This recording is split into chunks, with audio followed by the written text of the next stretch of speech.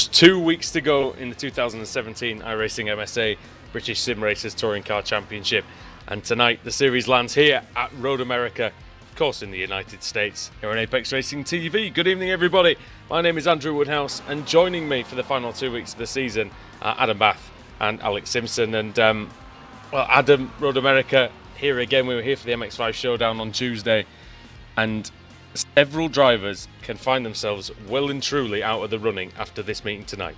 Yeah, there's only just a few points left to play for, really. Everyone apart from Ash Sutton, though, is still in with a shout of the title. So that's 13 of the 14 Showdown contenders. But by the time we get the 4 races over and done with here tonight, we'll have a very clear idea of who's going to be going for that prize money at Daytona next week.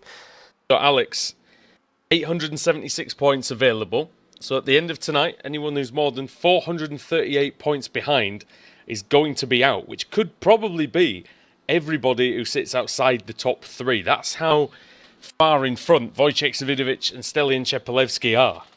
Yeah, it's crazy when you think of it like that. So, yeah, everybody needs to have some really fantastic races tonight, and yeah, hope that both the lads at the front, have a couple of DNFs or something if they're going to, get themselves back in this, really. So when you say a couple of DNFs, I think it might have to be a couple. Yeah, I think you're right. They really do. George Simmons isn't going to be doing one of the meetings. It's next week, isn't it? That he's not going to be there for, isn't it? No. There's a big crash in qualified. I didn't think he was going to make this one unless he's turned up. Roberts. So. But yeah, and then Baker is 398 points behind. So, sorry, Alex, Wojciech Savidovic is in the wall. He has got provisional pole position. There was a crash on I don't know if that was the cool-down lap or the last flying lap, but it has involved John Roberts, and I wonder if that could have some implications if either man's decided to be at fault for that. Yeah, John, well, it's possible. John's at a time, but not a very good one, so that might have been his, his lap that he was trying to go for. Yeah, so that could be potentially interesting, as we've seen penalties impact the standings before. Going to this meeting, though, Adam, we came off a wonderful meeting last week at Interlagos. It was full of thrills and spills and some controversy, new winners, old winners, and yet again demonstrating why the BSRTC is such a fantastic championship. Yeah, a whole load of talking points to take away from Interlagos. Laura Bond getting her first BSRTC win in race 3. Dave Baker in race 1, finally ending the run of race 1 victories by Wojciech Savidovic. But Savidovic had the last laugh, getting that race 4 victory, meaning that he's won a race in every single race meeting in the Showdown so far, and he's starting tonight on pole position. Good start. Very, very good indeed.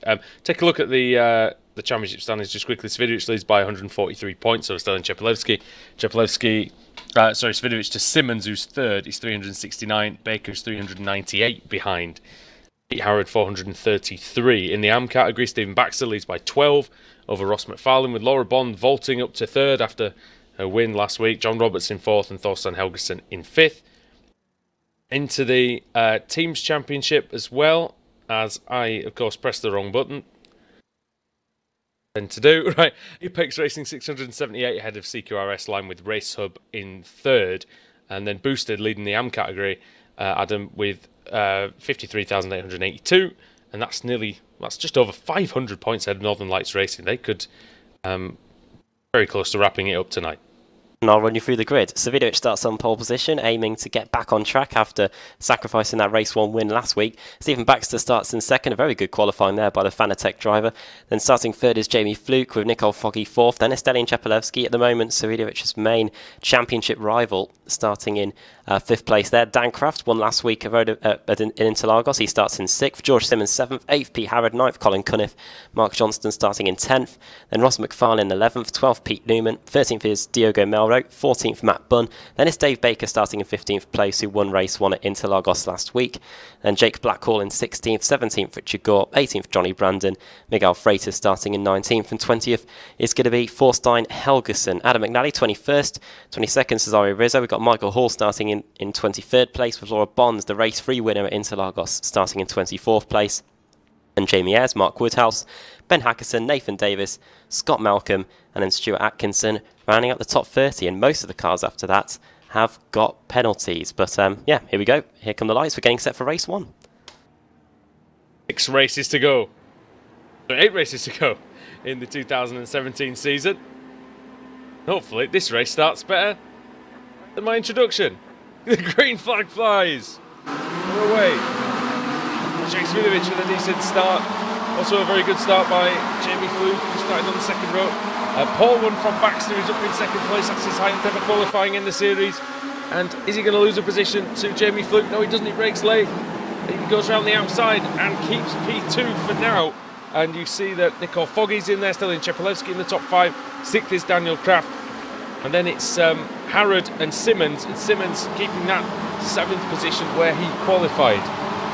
Couple of accidents further back, one on turn 2, and then coming out of turn 1 as well. There's people buried in the gravel. There was some shenanigans coming down the hill, so still some cars recovering back to the circuit. So yeah, not the best of starts. We know who that involves. Mark Whithouse was one of them, possibly Ben Hackerson as well. The Pro Sim car in there as well.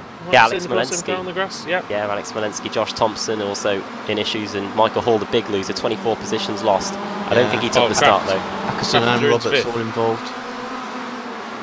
Well, John Roberts crashed at the end of qualifying, and that may have been a foreshadowing for what happened at the start of race 1. But yeah, Selin Chepelewski. Yeah, could be serious problems in regards to his aspirations to be the AM champion once again.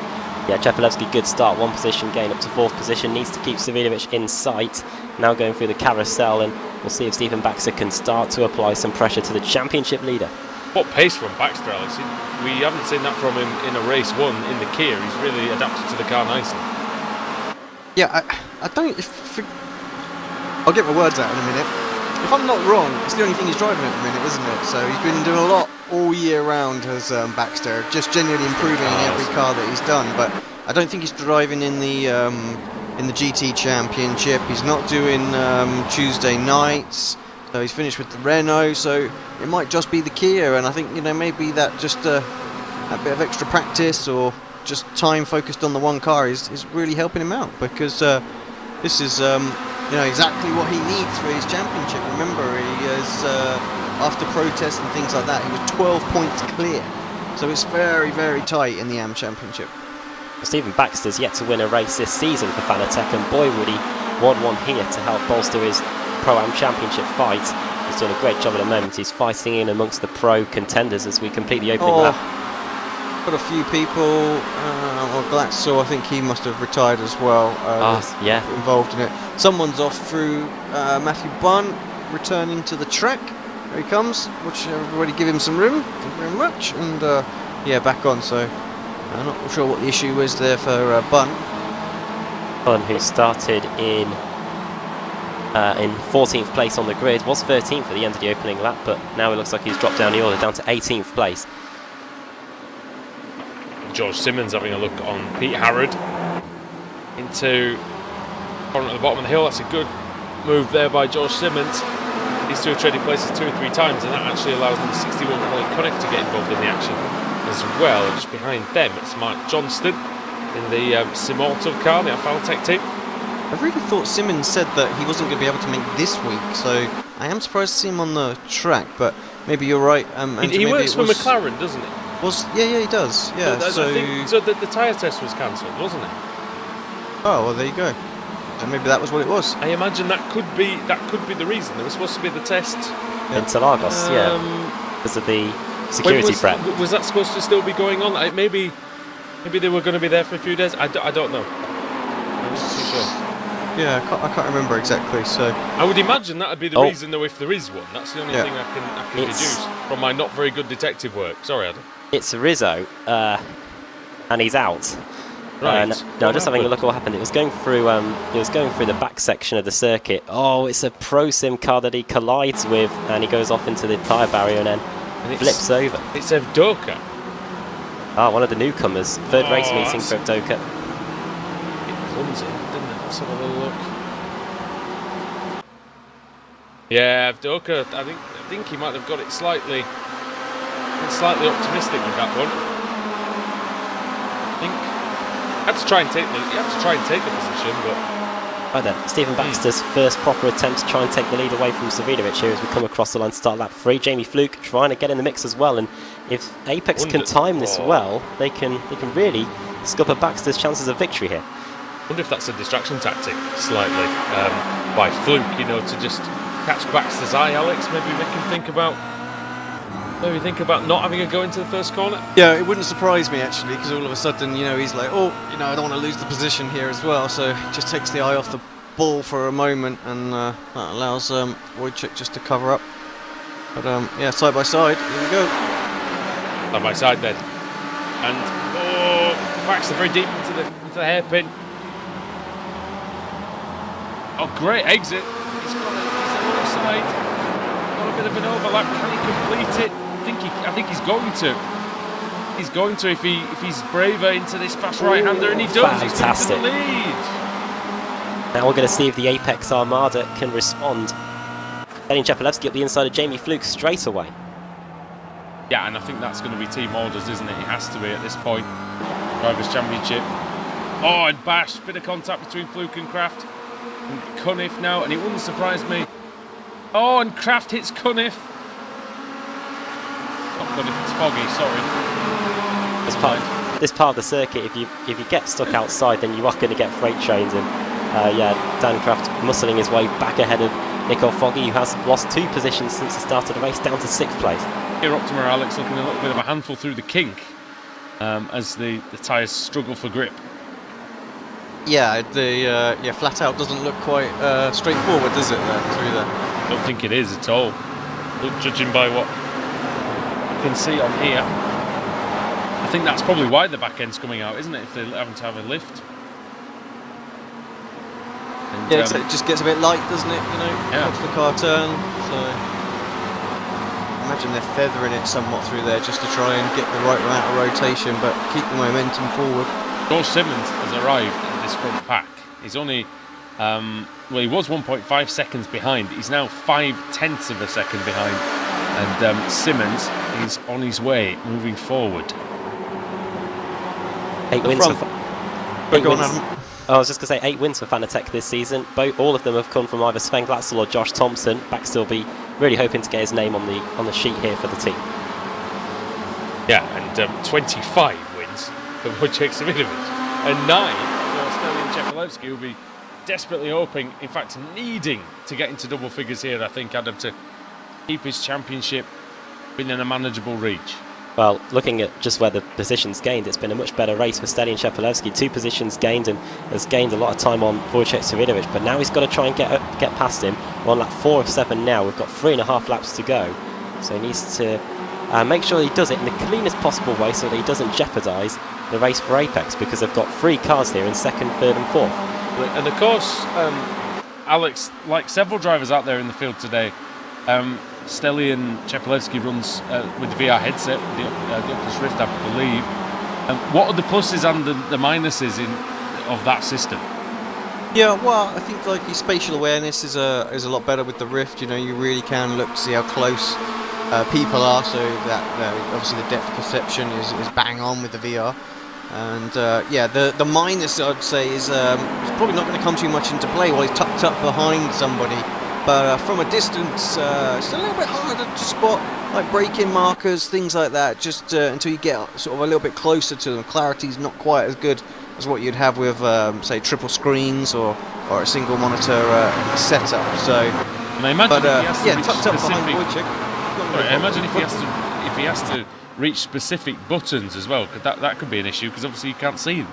Yeah, true. Although I think most people generally won't even look at their steering wheel, any buttons on their steering wheel. That'll all be sort of cemented into their head what he needs to press. So, but maybe if something unexpected happens, well then yes, struggle a little that bit, could maybe. That could be a problem, and that is always the argument, I think, isn't it, with the VR headsets? You know, is the minute you need to see something on the outside world, you're kind of done for, you know.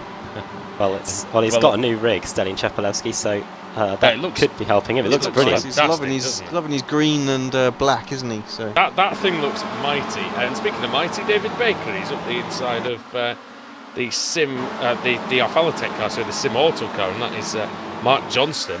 But Johnston keeps the place. He's been running well in recent weeks. Johnston, since returning to the series, in much improved performance, I think. Yeah, Diogo Melro just getting past Mark Johnston there as well. So it's a bit. Oh, as a wide goes Jamie Fluke, and that's going to be Dan Craft through into 4th position, and Colin Cunt and Nicole Foggy going through into 5th place now as Fluke drops down to 6th.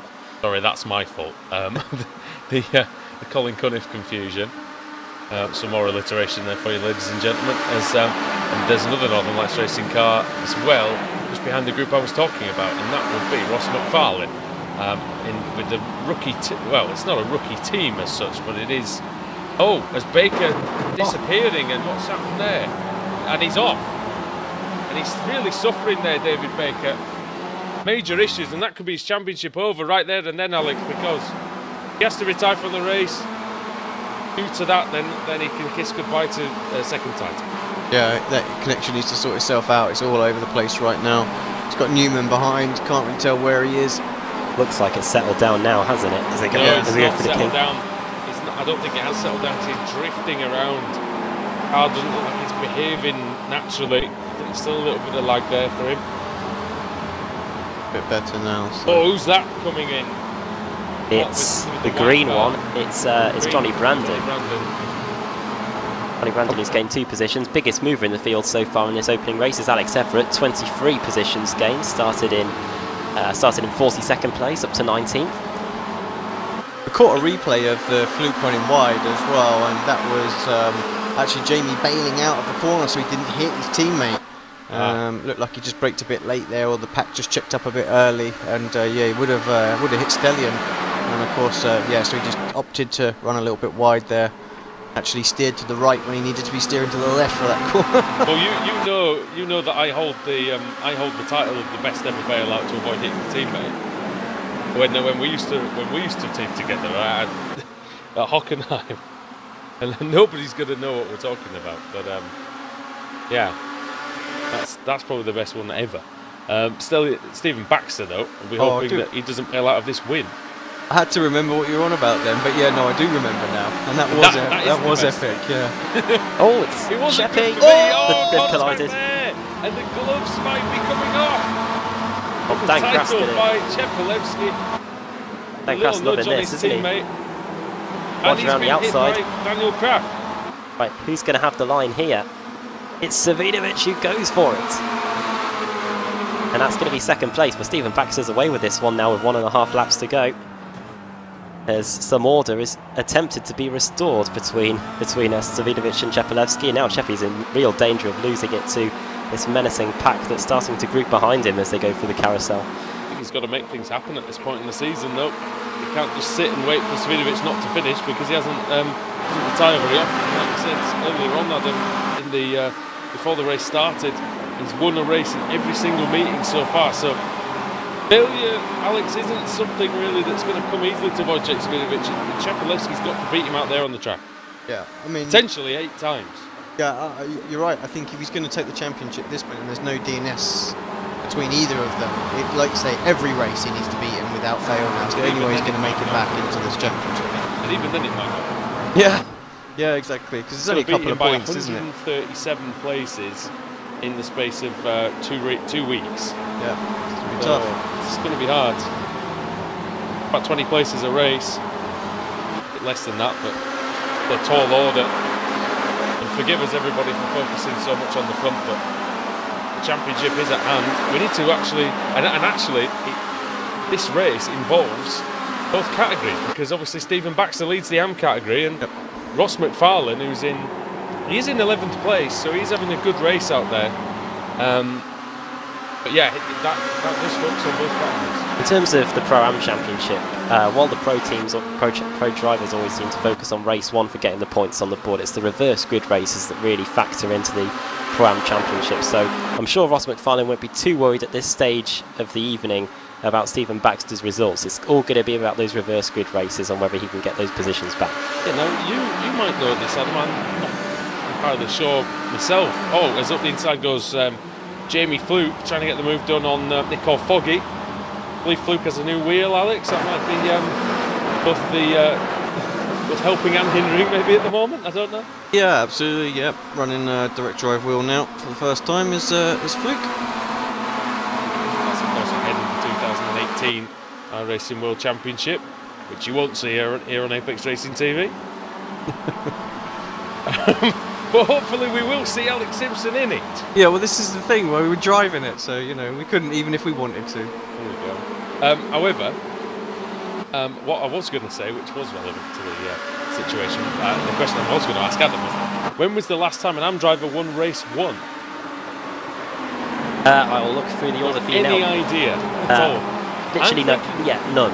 Literally none. I've just looked now. Could it have been Foggy when he was an AM or not? Foggy has not. Foggy. Side. Yeah, Foggy's not won a race 1 as Baxter now has to cover the inside line. Contact's made. Oh dear. Big hit there.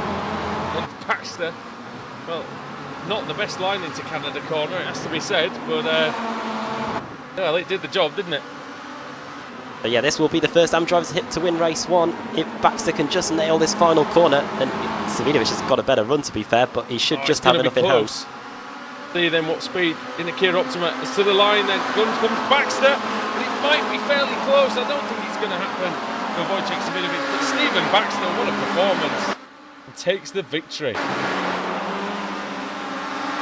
McFarlane there as well, just getting pipped by Diego Melro. But 11th place for McFarlane, I think. So a good result for him as the current second place amateur driver. Sorry, mate, he lost out to Mark Johnston on the line. Oh, was it Johnston? By 100th of a second, yeah. By 9,000ths, in fact. Oh, wow. No, 12th it was in the end for McFarlane. A bit further back, still going at it as well. Kip Stevens, Jamie Ayres. It's very close. Importantly for him as well, Baker did finish the race, but only 14th. And that's not going to get it done at all. Is there anybody else further down who's any showdown contenders who were in the war? Smolenski 39th. That's not going to help him either, is it? I think, yeah, that's Alex Smolenski given the marker of doom, I reckon. For, marker of doom. For the season, anyway. But it was an outside chance, anyway. Only six drivers received the marker of doom in terms of the race. But yeah, it was a pretty good race in the end. 48 cars started, 42 finished. And Adam, you can tell us who those fine people were. Hey, let's run you through the finishing order then. Stephen Baxter takes the win, and a few stats to clarify here. It is the first Pro-Am driver to win at race 1 in a race meeting all season. It is the first time since all the way back at Watkins Glen, race 9 of 137, where we've had a race 1 winner that wasn't CQRS line or Apex. And that just shows Ross Balfour for Simgear. Ross Balfour, wow. Yeah, four teams have won race 1s all season. CQRS line, Pro Sim, Simgear, Apex, and now a 5th with Fanatec. So well done to them, and well done to Stephen Baxter as well, his first win of the season. Second for Wojciech Savinovic, third for Stelin Chepelewski, fourth Dan Kraft, Jamie Fluke finishing in 5th, Nick Foggy finishing in 6th place with George Simmons in 7th, and then Colin Cunniff in 8th. Pete Howard finishing in 9th place, and rounding out the top 10 it is Diogo Melro. Mark Johnston just pipping Ross McFarlane to the line there, and in the Pro-Am Championship that is so close, when it comes to it at Daytona, I wonder how crucial those 9,000ths of a second could be. Dave Baker finishing in, Jake Blackwell finishing in 13th place with Dave Baker in 14th, then 15th Pete Newman, 16th is Adam McNally. Sorry, 15th is Johnny Brandon with Pete Newman 16th, then Adam McNally in 17th, Matt Bunn 18th, Alex Everett, the biggest mover, 42nd to 19th in race 1, and Paul Smith, who's streaming this race meeting, as he does always on a Thursday, finishing in 20th after starting 31st. So an interesting race through the field there by Paul. Thorstein Helgeson 21st, Richard Gore 22nd, Rusty Laidler 23rd, Michael Blake 24th, Lee Deemer 25th, Mikael Freitas finishing in 26th place with Rob Graham 27th, Kip Stevenson, Jamie Ayres, and then Maciek Sakovic rounding up the top 30. Stuart Atkinson finishing in 31st with Nathan Davis 32nd. Mark Woodhouse had issues on the opening lap of the race, but did recover to 33rd. Then Matt Keeber 34th, Max Wright 35th, Michael Evdoka, who collided with Cesaro Rizzo, finishing in 36th. Then Ben Hackerson and Andrew Whitehead, who will be hoping for a nice reverse grid wheel spin for them, because the two boosted cars were there in 37th and 38th. Looks like there might have been an issue for Hackerson during the race. Alex Smolensky 39th, Dave Crozier 40th, 41st John Roberts, then Michael Hall, and then the cars that didn't finish the race. Laura Bond 4 laps down after that race victory in race 3 at Interlagos. Things have come up down to earth with a little bit of a bump. Rizzo as well out 5 laps down, Scott Malcolm as well, and then the 3 cars that were out of the race on the opening lap, 2 Fanatec cars. Josh Thompson and Glatzel, and Roy Ververke, who finished in 48th place. Very much for that, Adam. Good race that, and good to see Stephen Baxter on the top step of the podium. He's been working hard this season, and that is the first time that he's succeeded in 116 attempts. So very, very good indeed, and he's only getting better. Of course, he am champion of the BSR Formula Renault earlier on in the year as well. And yeah, did pretty well. That's the by the way, that is the 57th top 10 finish for Wojciech Swidovic and Stelian Chepelewski. That's over just under half, isn't it, for the season so far? Yeah. And it's for the season so far. Not quite as many as David Baker, who has 61. But again, you know, the wins for Swidovic at this point, Alex, are really starting to show up on the scoreboard. Yeah, exactly. Talk about scoreboards. They've been updated. Yes. 155 points is the lead now in the pro category. George Simmons clearly in third place now. Got a bit of daylight between him and Baker. Smolinski has now completely dropped out of the chance. He's mathematically out of the run-ins. Baxter has moved himself 35 points clear from McFarlane. Roberts jumps back up to third, so he did finish even after his accident. Laura Bond had a poor race in that one, dropped down to fourth, and Thorstein Helgeson stays in fifth. Teams Championships, 712 points at the top from S-Line, then Race Hub, and Boosted just sort of cement their position where they were. And I wonder if... yeah, Ross McFarlane, the gap between him and Baxter could have been about 33 points, but with that position change at the line, it goes up to 35. Right, time for the reverse grid wheel, and with just 7 races to go this season, they become more and more important. So, Boosted have got all their fingers crossed for a good reverse grid wheel spin here. Oh. Here goes the, see, a bit biased, cinegear.co.uk, of course. I don't want Boosted on the front. Going to be a fall, absolutely guaranteed. That fall's been absolutely coming out all the time this year, isn't it? Well, it's going to be Michael Hall that starts on pole position for race 2. Race 2 usually a good race for CQRS line, and not good for Apex. Since the Showdown started, no Apex car has ever won race 2. John Roberts going to be starting in second, Dave Crozier third, Alex Smolinski fourth, with Andrew Whitehead fifth and Ben Hackerson in sixth place. So this has been still a pretty good reverse grid wheel spin for the Boosted team. Yeah, Hall pretty much has to win and hope for DNFs anywhere to at least have a chance of picking up the title, but that chance is very slim at this point. But however, the chance of having a good race is going to be very high, both for him and for us. So stick around here on Apex Racing TV as the BSRTC continues. Only 7 races to go in 2017.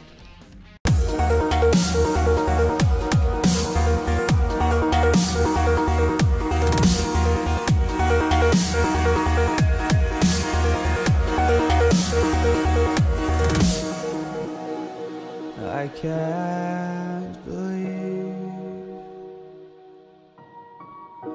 the night lay waste to all we'd given, but honestly, you've gotta know that this ain't living, but we could run from Elysium and let it burn, let it burn. You've gotta know that nothing lasts forever.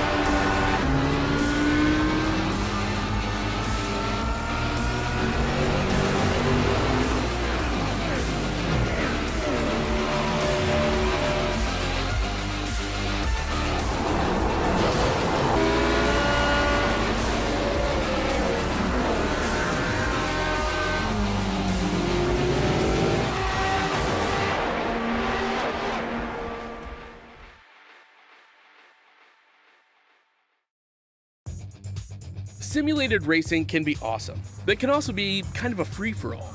Interestingly, auto racing faced the same problem in its earlier days. Whether it was on the back roads, the beaches, or the city streets, the racing was fun. But there was always a certain level of chaos and danger, until some folks came along and put some order to all of this. Stuff like official racetracks, regulations about weight and equipment, and enforcement of standards.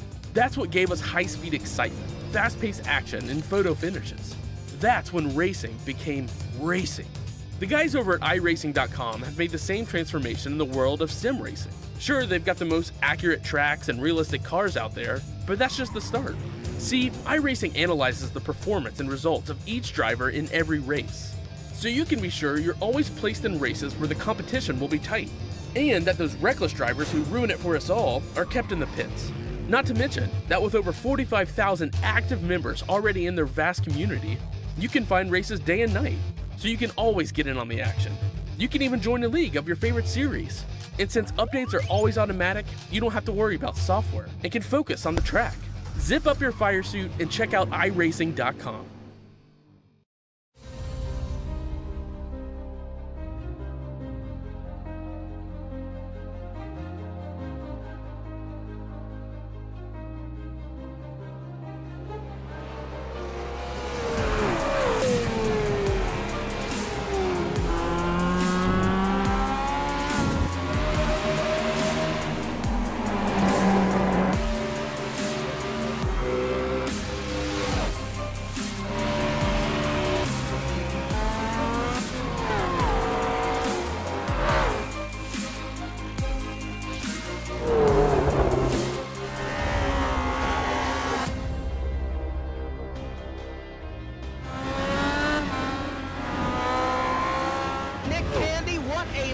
Truex in the outside, contact made. 56 slides it at a 4. Who's going to be at the stripe? Dead even, give it to Ryan Truex. Truex is your winner over Tandy.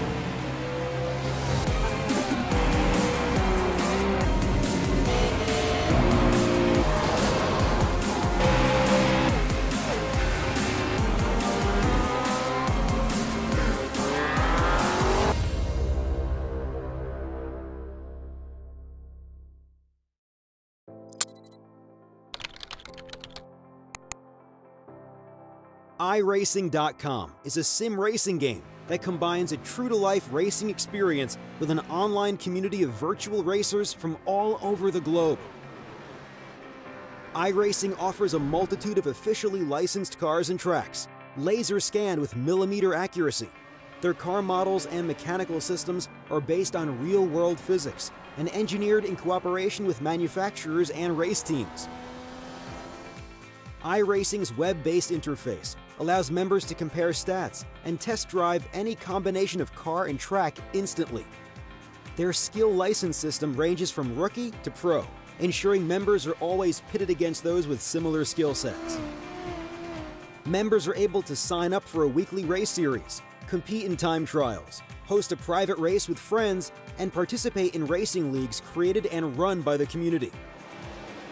With over 60,000 members, iRacing works in partnership with renowned motorsport organizations like SRO Motorsports Group to deliver virtual races based on the real-life Blancpain GT series. iRacing's Blancpain Endurance Series features team racing, giving members the ability to build a team and participate in races ranging from 3 hours to 24 hours. Additional partners include NASCAR, IMSA, V8 Supercars, IndyCar, allowing members to race in their very own 24 hours of Spa, Bathurst 1000, Daytona 500, and many more. iRacing.com, delivering the most authentic racing experience short of getting into a real race car.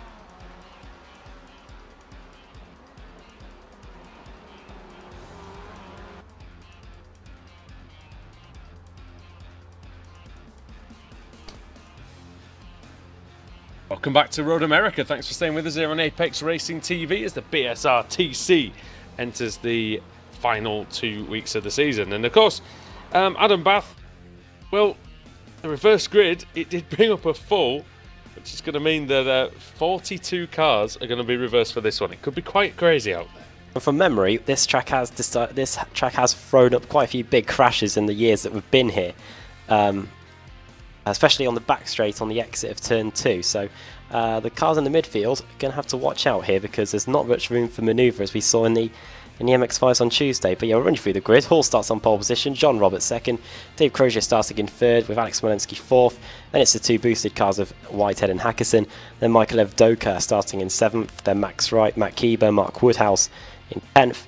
Then Nathan Davis 11th. 12th is Stuart Atkinson, Magic Sakovic 13th. 14th Jamie Ayres, 15th Kip Stevens, 16th Rob Graham, 17th Miguel Freitas, 18th Lee Deemer, 19th Michael Blake. Starting in 20th place, we're going to have Rusty Laidler. Okay then, out getting ready for the start. All the drivers are lined up on the grid.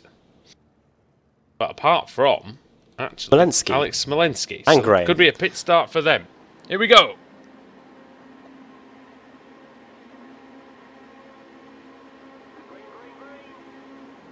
Green light is on. I think Evdoka might have been creeping before the lights went out. It was close, but he does go on. Great start by Michael Hall. Absolutely nailed the getaway there and has obliterated John Roberts on the start. And Hackerson looking around the outside of Dave Crozier into the first corner. Doesn't manage to make it stick though and get up into third place. Crozier covers the line. And this is where we've seen it in the past. Nathan Davis going inside of Max Wright, I think that is. Great start by the Welshman. And Alex Simpson, this is the trouble area. It has been in the past. Down this long straight and into the left-hander at the bottom of the hill. Yeah, while the guys are trying to make some room down this straight. Have a look. This is where everything. Constantine's up heavy on the brakes. There's a little gap actually from the leaders to the second pack, so that's going to help. Baker's all the way around the outside of 4 cars and there's contact. Somebody's round. Dim gear car, I think. Ronnie Brandon, yeah, the green one. So Farland was involved in that as well. Oh, it's Melrose. Just turned across there and got a little shove, didn't he, Melrose? Somehow saved the car. So everybody's still going. This entire pack at the moment. Off goes Laura Bond to the grass. Newly crowned race winner. It feels good to say that. Good job, a good start by Savinovic, 8 positions gained. Stalin Chapelevsky's only been able to gain the 2.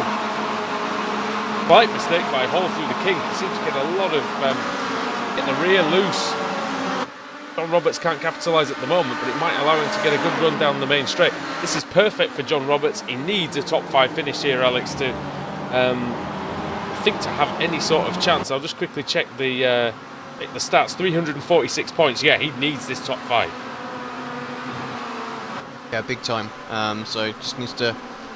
I think he's got to use Hall again, hasn't he? He did this last week as well. You know, just used the slipstream, stayed there, got a podium. So he needs to do exactly the same again. Yeah, Hall's quick. He's a showdown contender himself, and Hall is still in with a chance in the main category, Adam. But 516 points. Slipping away, he needs to make up at least 30 points. And in tonight's races, in fact, I think it's more than that, isn't it? I think it's actually 438, so he needs to make up 98 points at least. It'll be a really tough ask for him to do that, I think. Too wide. We've got 2 wide battle going on here. This is Stuart Atkinson, Mark Woodhouse. We've got Miguel Freitas in there as well, all fighting over positions going into turn 2 here. Oh wow, some of the GT Mega cars. The Team Mad cars in there as well. On the back straight we go. You can see also in there is that is the Apex car, not the Apex car, the CQRS line car of Matt Bunn, who's had a very good start. 11 positions gained. He's trying to get past some more of them here. He's looking up the inside and he's going for it. Here he goes. He gets one. Does he get the second one, or is he just clobbered the second one? It's Miguel Freitas. He's not going to take too kindly to that. Then he tries to block Sakovic, and that doesn't work either. So. Sakovic is through, and all that's really done for Matt Bunn. Alex is caved in his front right wheel. Yeah, I hope he's not got too much damage. Yeah, he's got. He's dropping down, isn't he? There he goes. Just can't turn, can he? was unfortunate. Overzealous on the brakes there, Bun. And yeah, used another car as a brake. Not going to end well for you. Now Ben Hackison's joined the party at the front as well, Adam. So he's up to 3rd from 6th on the grid. He's just ahead of Michael Evdocker and might be able to help out John Roberts here. Yeah, the boosted cars look reasonably quick so far. Michael Hall hasn't been able to escape at the rate I thought he was going to be able to do. So, yeah, Hackison, who has proven time and time again that he is no slouch in this car. He won race 2 at Sebring 2 weeks ago, and he won race 3 at Watkins Glen as well. So 2 really tough tracks. So he could be on for another win here if he can get past his teammate John Roberts and chase after Michael Hall. Yeah, 4 wins in total this season. He is in the showdown in 9th place. It's surprising really that he's only finished on the podium 10 times this year, but yet he's still managed to get into the top 10. It shows good consistency, but Alex, maybe not anything spectacular from Hackison in terms of the top 5s at least. Keeps having the odd race meeting where he really does well, doesn't he? But yeah, like you say, it's that consistency that he really needs to capture if he's going to have a proper run at the showdown. I mean, did a great job to get in there this year. I think he missed a couple of races, which not helped. But yeah, definitely. You know, if he could push forward with the whole boosted team next year, then don't see him. Don't see any reason why he's not going to be back in there next year. Speaking of boosted, team principal Andrew Whitehead has just lost position to Max Wright. Max Wright doing his best to try and give him it back with a bad line through that corner, Adam, and Whitehead's going to pursue him down the long straight. Yeah, Max Wright still in with a chance at the Pro-Am Championship, by the way. He is 547 points behind Stephen Baxter, currently up in 6th position, 2 positions gained. As for Whitehead, though, he's lost 2. He might try and get one of those back here, but he has a slot in behind. Just behind them, it's 2 wide there between. That must be Matt Keeber and Jamie Ayres. Yes, it is. As by the way, Ben Hackison has just taken 2nd place away from John Roberts, so a change for 2nd place. But Hackison, of course, needs the points to stay in with a shout of winning the main classement here, and of Doka as well. 9th place for Hackison at the moment, 614 points. He needs Savidovic to DNF, Alex. There's no other way of saying it, really. Yeah, everyone does. I wouldn't be surprised if maybe they don't swap positions back unless he thinks he can win this one. So if he can get the win, I mean, that might be 20 or 30 points gained on Wojciech Savidovic, and if he does that in the other 2 races as well, he's got a chance of staying in it. But it's virtually an impossible task, because even if he gets under 436 points, Adam, that would mean he'd have to win every race at Daytona, with Savidovic not scoring a single point. Savidovic is on a different planet, it seems, at the moment. He's the biggest mover in the field so far here in race 2. 16 positions gained, he's up to 25th. Evdocker into 3rd, by the way. He's just taken John Roberts. Yeah, so Doka 4 positions gained now, same for Hackison. So those 2 clearly on the move. It's CQRS line leading the way, boosted in 2nd, and then ProSim in 3rd position with boosted in 4th. Still very good. Sorry. Jamie Ayres and Crozier very, very close as well. That whole pack behind is ridiculously close. Yeah, just for Roberts, it's very good. He's ahead of Baxter. Baxter is in 37th place, so yeah, Roberts getting a lot of points at the moment. As you said, Ayres and Crozier pretty close together. Crozier trying the outside, Ayres on the inside, and just behind them is Matthew Keeber for Afaltech. And up the inside he goes, Matt Keeber. Yeah. Oh, the contact. Akiba, who hasn't won a race in the BSRTC since race 8 of the season, back at Brands Hatch Indy. A long time ago now, that was same for him. Not the best of luck though this season. But getting boxed in a little bit behind Crozier. Ayres is having a look. Keeper goes a bit wide. He'll be able to keep it. In fact, he might fancy a go from the inside into this left-hander at turn 6. And not this time, but you can see where is Stephen Baxter lying? 36. So the problem all those guys have got, Alex, towards the back of the field is that they're all a lot of the front-running drivers, and that means it's harder for them to get past each other. Yeah, exactly. They're just racing people who they were racing the last race, so very difficult. They haven't been able to move forward. Everybody's using the slipstream well here, and that's a bit of a feature of the circuit, isn't it? 3 massive long straights, so you know, they're just not going to be able to get past people on the straight, so you can use that to defend quite well. So the slower drivers have a chance to stay away from the quick guys, really. Look at the lead battle now. Well, that's closed in for Hackerson. It was 0.8 of a second. Adam is clearly not 0.8 of a second anymore. And Hackerson obviously did believe he could go and win this race, and he might be able to do just that. Well, this is his first real opportunity to try and get the win here today, so we'll see what he can do out of the final corner. Up the hill we go, the huge hill that on the run to the finish line here. If you run out of fuel at the bottom, you're almost certainly not going to make it back up there. Which someone always does. Always happens, doesn't matter what series we do, does it? But here comes Hackerson to the outside 10 going into the first corner. You can expect a robust defence from Michael Hall. Well, Hall very late on the brakes, that might compromise him. Hackerson might be able to get this done into turn 2 here. Big switch back by Hall, right across the front of the boosted car. Hackerson trying the outside now. Level with Hall. Good momentum. Now we're heading towards the Cheese Bridge. Side by side. Doka's coming as well. Yeah, Doka, fastest of anybody on that last lap. 2 minute 14.7. Hackerson on the inside, Hall on the outside, and looks like Hall's got the better straight line speed. But Hackerson, has he outbraked himself? Yes, he has. And through goes Michael Hall. Only just. It was a bold move, Alex, but just couldn't quite control the braking as he wanted, and he only missed it by about 6 inches, really, and it just allowed Hall to sneak up the inside again. Now he's sideways. It's going to be a great final little 3 laps, I think, here. If Doka is close now, you can see. Hall's going to have to use all of his defensive knowledge to defend now. Sorry, Adam. Yeah, it was just one thing that we have been given to us the last few race meetings that we can take advantage of now is that we've got the incident counter available, and Jamie Fluke is currently the one that's picking up the most incidents. He's got 9, Sven Glatzel 9 as well, Johnny Brandon 8 as well, so those drivers running a risk of getting DQ'd. You get 11 and then you're thrown out.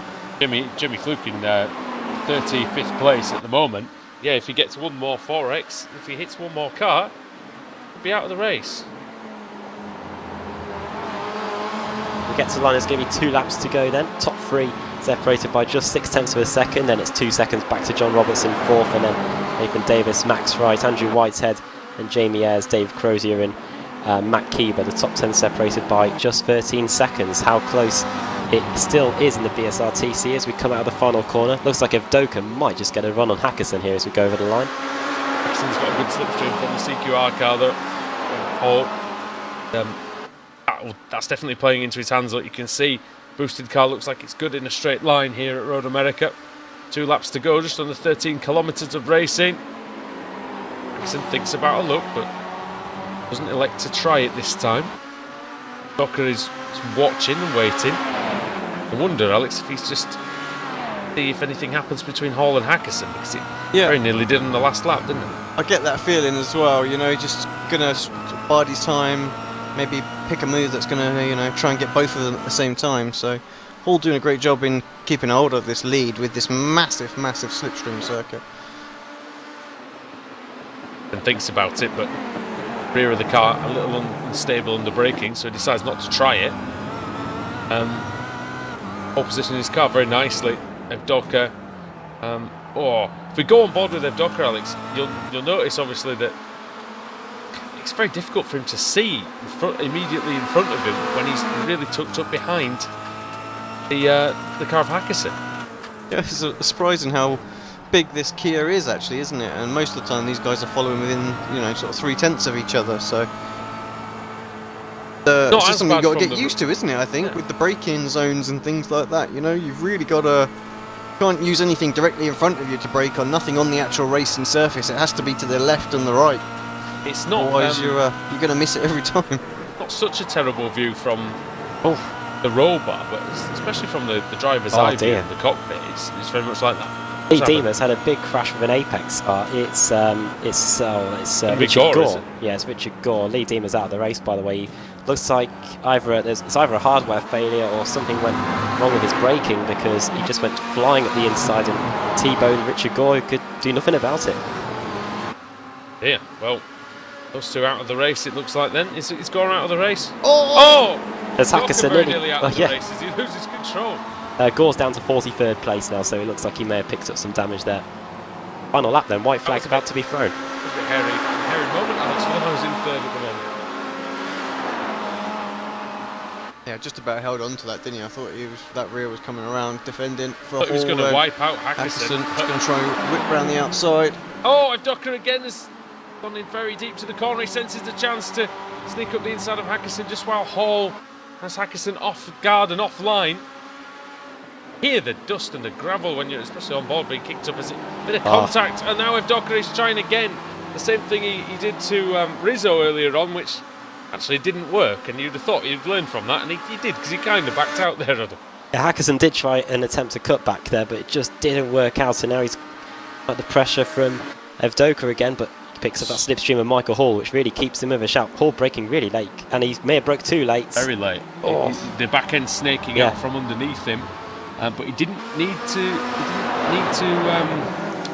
Sorry, he didn't feel the need to defend. That's what I was trying to say. So he knew that he had just enough of an advantage.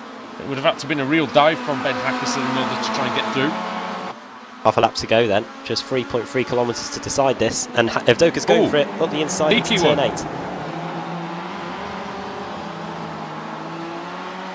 Hackerson responds up the inside, and this will probably cost them a chance to get to Michael Hall if they're not too careful. Hackerson should just be able to hold on to second place. Toasted now, I think. Maybe not. There is still this straight to go. If Hackerson can get a reasonable run through the kink. If Docker's got dirt on his tyres and now he has to negotiate the kink, he understeers almost onto the grass. Could have been very difficult for him. There's somebody I can hear, somebody having a bit of a problem through the kink, but still Hall, then it's Hackerson. Hackerson weaving around as well. Hall makes the right mess. Contain the Kir Optima. Hall, yeah, a bit of a mistake. Now, maybe those two behind, not quite toast yet.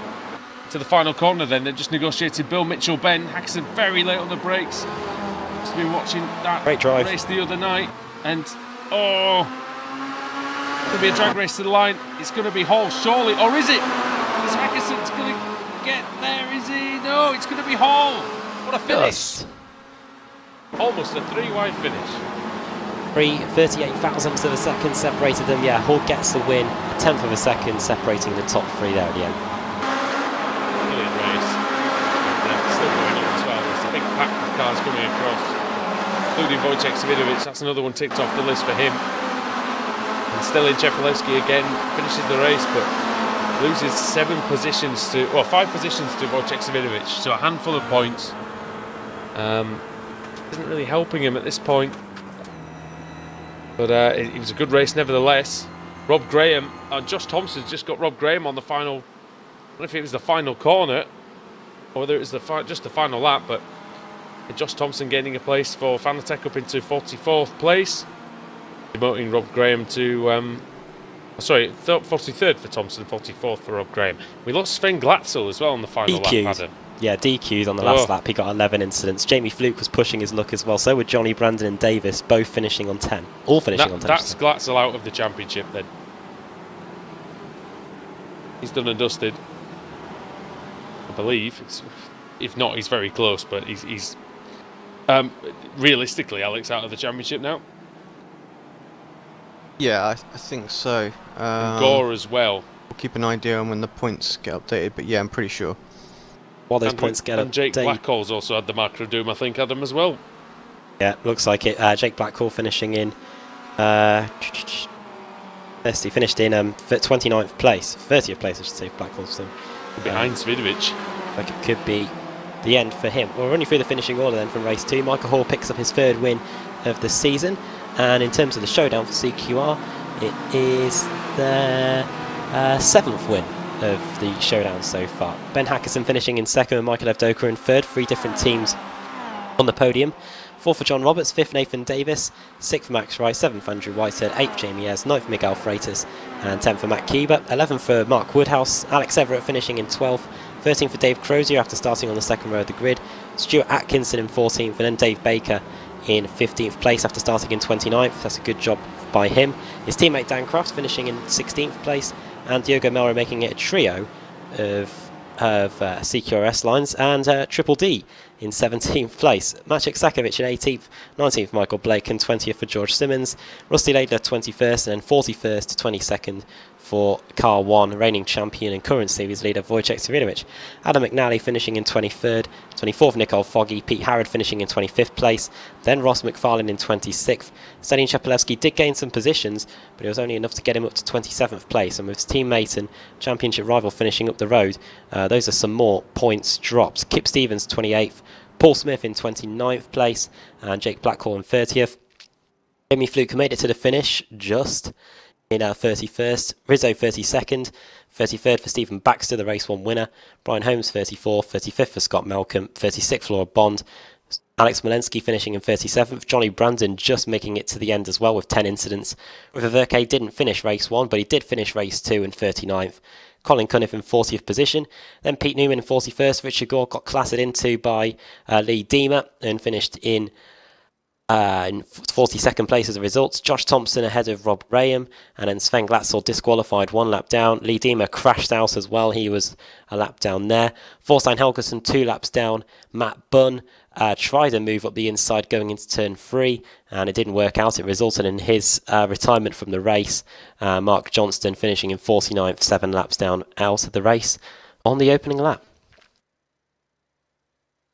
And we have now, I believe, Alex, got the championship standings updated, and indeed Sven Glatzel's name has been put in the red. He is out of the championship. Quite a few. Richard Gore, Jake Blackhall, all mathematically out of the run-ins now as well. Pro Sim also out of the running as far as the team championships go. So they are, yeah, they're done on that front. Does this also mean that... Although it just seems to have... Yeah, they're still updating it, I think so. What it looks like, it also looks like that Boosted have won the Pro-Am Teams Championship. If there's a prize money for that, then I think that's... Yeah, they're tweaking the team points at the moment, so I think we need to leave those be at the moment. Yeah, there's some calculations being adjusted at whatnot at the moment, so...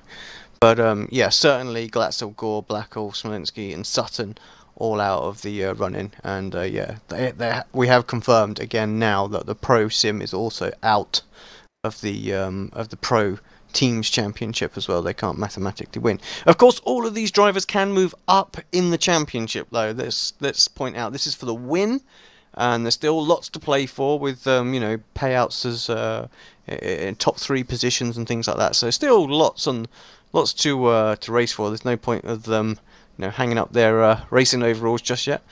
Yeah, and I think they've finished updating the teams championship in the Pro-Ams now, and it's definitely not over and done with there. Just 700 points in it between Northern Lights and Boosted, so you've got the feeling that's going to carry on running all the way through to the very end, and maybe don't rule out Automech Not Kill either. They're only just over 1,100 points behind, but one thing we can't rule out is the reverse grid wheel, and that is coming up now. We've got 46 cars in with a shout, and if we get a fall, it'll be Lee Deemer on the pole position. So Alex will get the wheel spun, and who's going to be on the pole? Here it goes. We're more likely to get a fall than anything, but we're not going to get one this time, I don't think. Oh, it's going to be very close, is it? No, it's not. 30th place. And a lot of people aren't going to be happy, but on the pole position for race 3 is a driver that's just been eliminated from fighting for the championship, and that is Jake Blackhall. He's going to be on the pole. Paul Smith going to be starting in 2nd, Kip Stevens 3rd, Stelian Chapelewski is going to be very happy with that, and he'll be going all out for the win. He's starting in 4th, and Ross McFarlane going to be starting in 5th place. So if there is ever an opportunity for Stelian Chapelewski to get a win, it's going to be this one. No win in any of the races in the Showdown so far. His last win was back at Silverstone in the middle of September, a race that was on while we were in Germany. So we'll see what he's able to do in race 3, and that is going to be coming up after the break here on Apex Racing TV. Don't go anywhere.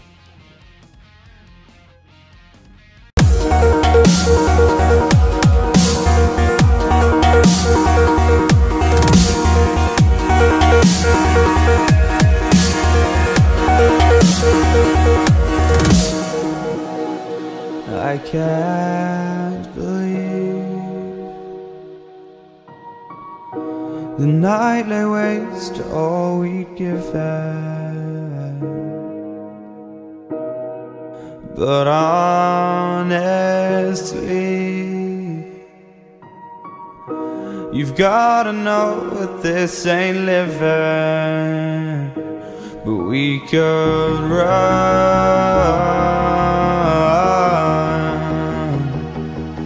from Elysium and let it burn, let it burn. You've gotta know that nothing lasts forever.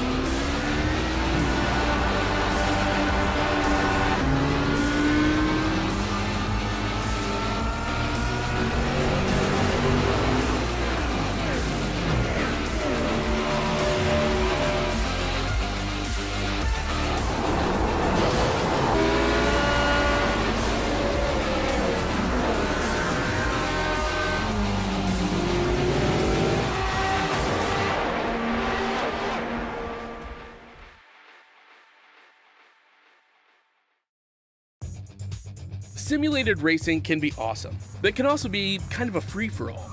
Interestingly, auto racing faced the same problem in its earlier days.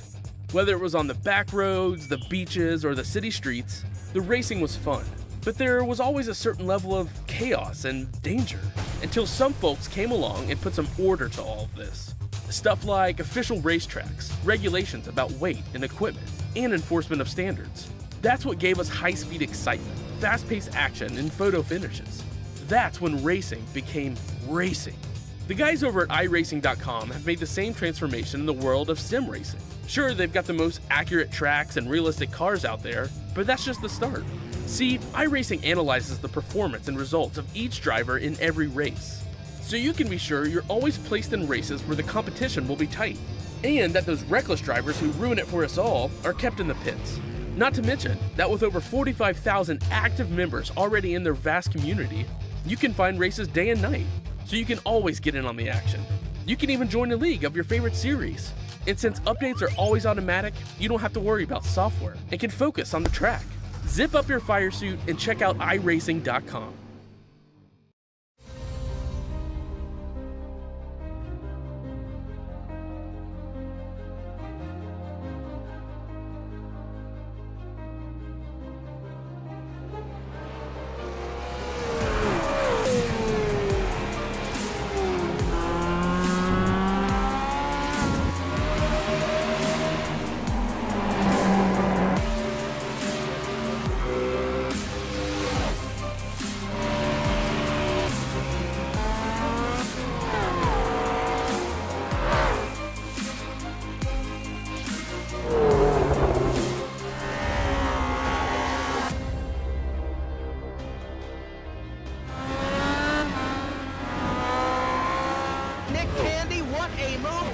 in the outside, contact made. 56 slides it into 4. Who's going to be at the stripe?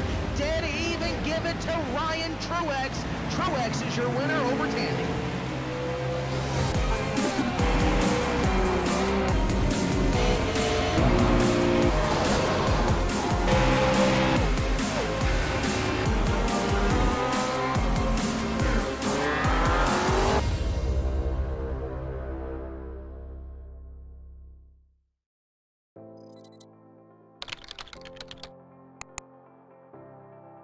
iRacing.com is a sim racing game that combines a true-to-life racing experience with an online community of virtual racers from all over the globe. iRacing offers a multitude of officially licensed cars and tracks, laser scanned with millimeter accuracy. Their car models and mechanical systems are based on real-world physics and engineered in cooperation with manufacturers and race teams. iRacing's web-based interface allows members to compare stats and test drive any combination of car and track instantly. Their skill license system ranges from rookie to pro, ensuring members are always pitted against those with similar skill sets. Members are able to sign up for a weekly race series, compete in time trials, host a private race with friends, and participate in racing leagues created and run by the community. With over 60,000 members, iRacing works in partnership with renowned motorsport organizations like SRO Motorsports Group to deliver virtual races based on the real-life Blancpain GT series.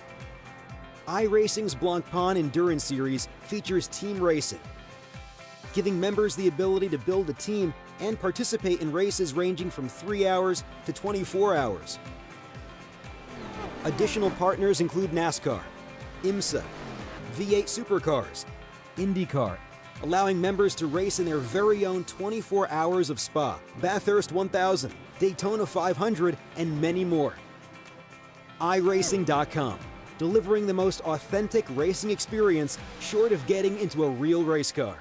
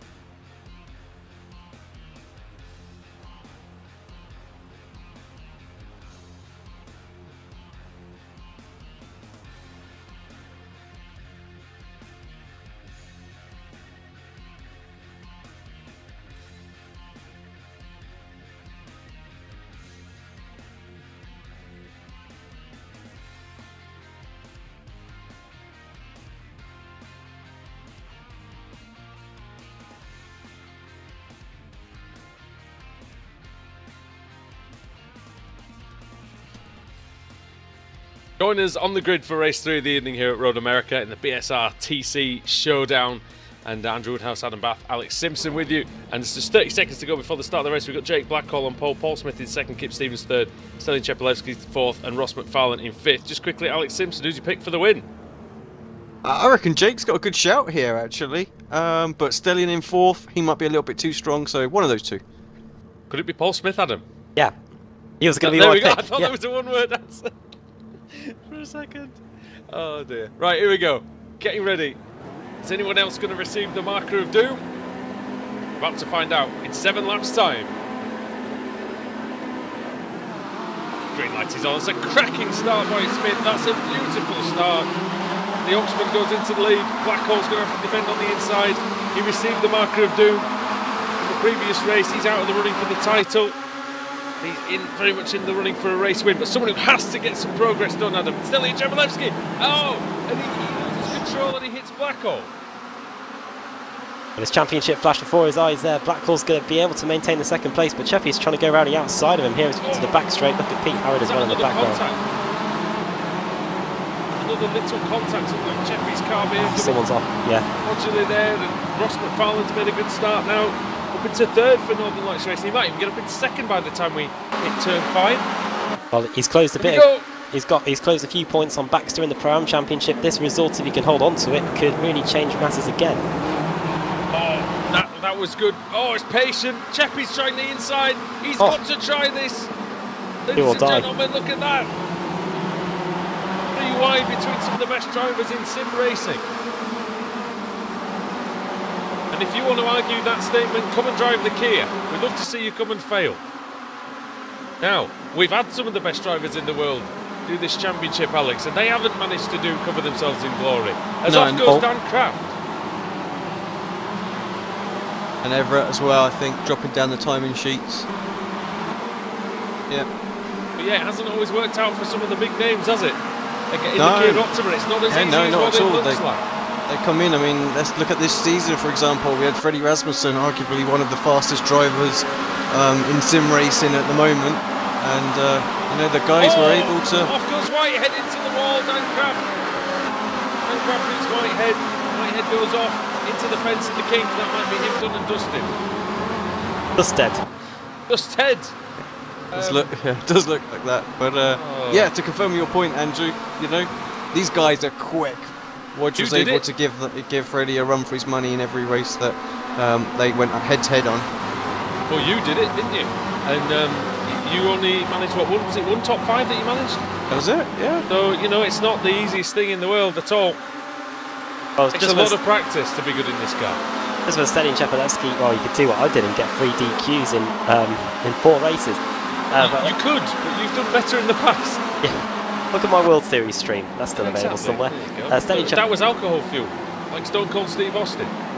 If any alcoholic people want to sponsor me, feel free. It is allowed in this championship, we'd be fine. Yeah, don't drink and drive unless you're on iRacing. Wojciech Savidovic is up to 5th position, 4 positions gained. So just when Stellian Chepelevsky thinks he has a chance of getting some points, he's seeing that Apex car getting closer and closer. He might be able to gain another position on Pete Harrod.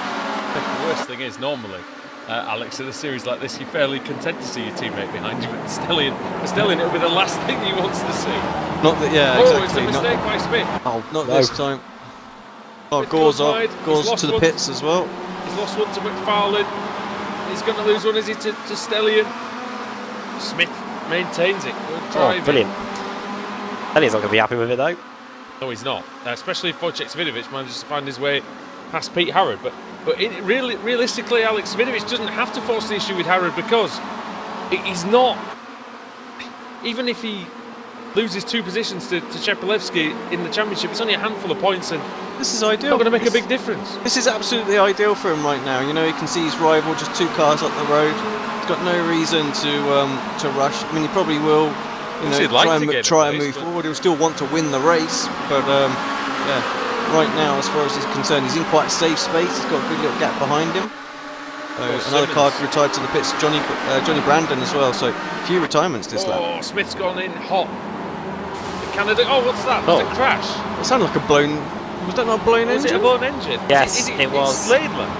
It was Laidler, yeah, the CQR race-up car. What happened? Did he just downshift too quickly going into Canada corner? Oh, he did! That puff of grey smoke from the back of the car tells it all. The noise Rusty Laidler, out! The noise that could be heard all the way over in Canada, probably. In Canada corner. I think it could be. We are in Wisconsin. The frozen tundra of Wisconsin, and I'm sure, yeah, it's not too far from the Canadian border, I don't believe. As Savinovich is running for the Canadian border as he's through past Pete Harrod and is now up into 4th place. And somebody who, oh yes, there we go, Nicole Foggy. Now, let's not talk about Scotland and borders on this stream, but Foggy is going through and, well, he'll try and usurp the Englishman.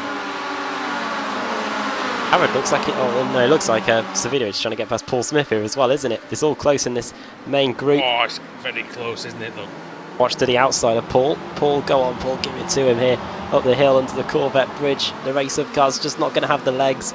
And the reigning champion swoops around the outside and into 3rd position now. That wider line, Alex, with all that momentum from Savinovich, you're just able to carry more speed than Smith was there.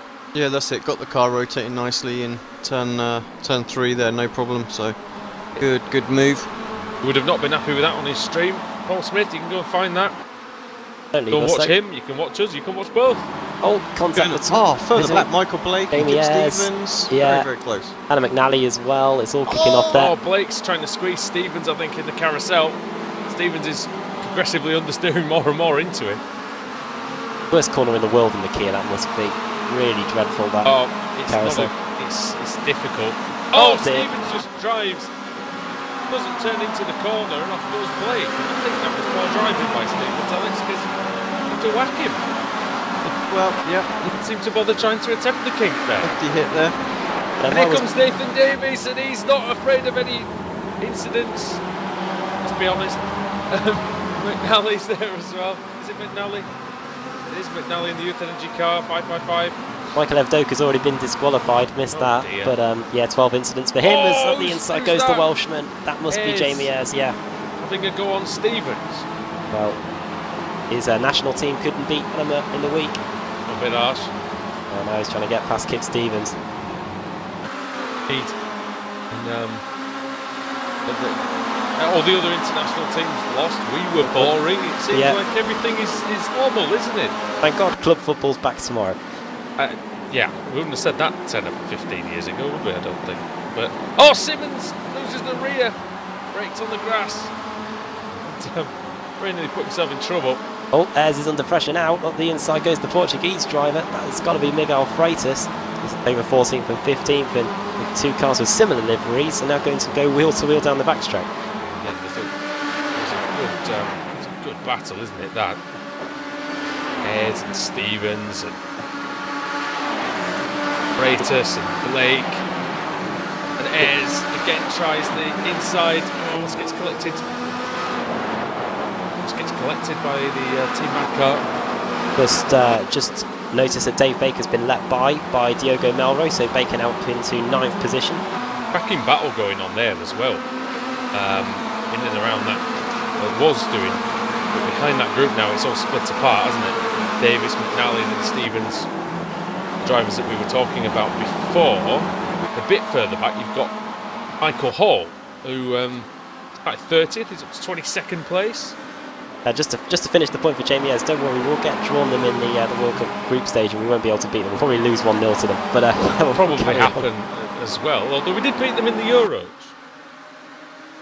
Okay, it continues. Yeah, go. So it's just a fact. I was just trying to make sure that we didn't lose it. Yeah, didn't want to lose a viewer, but yeah.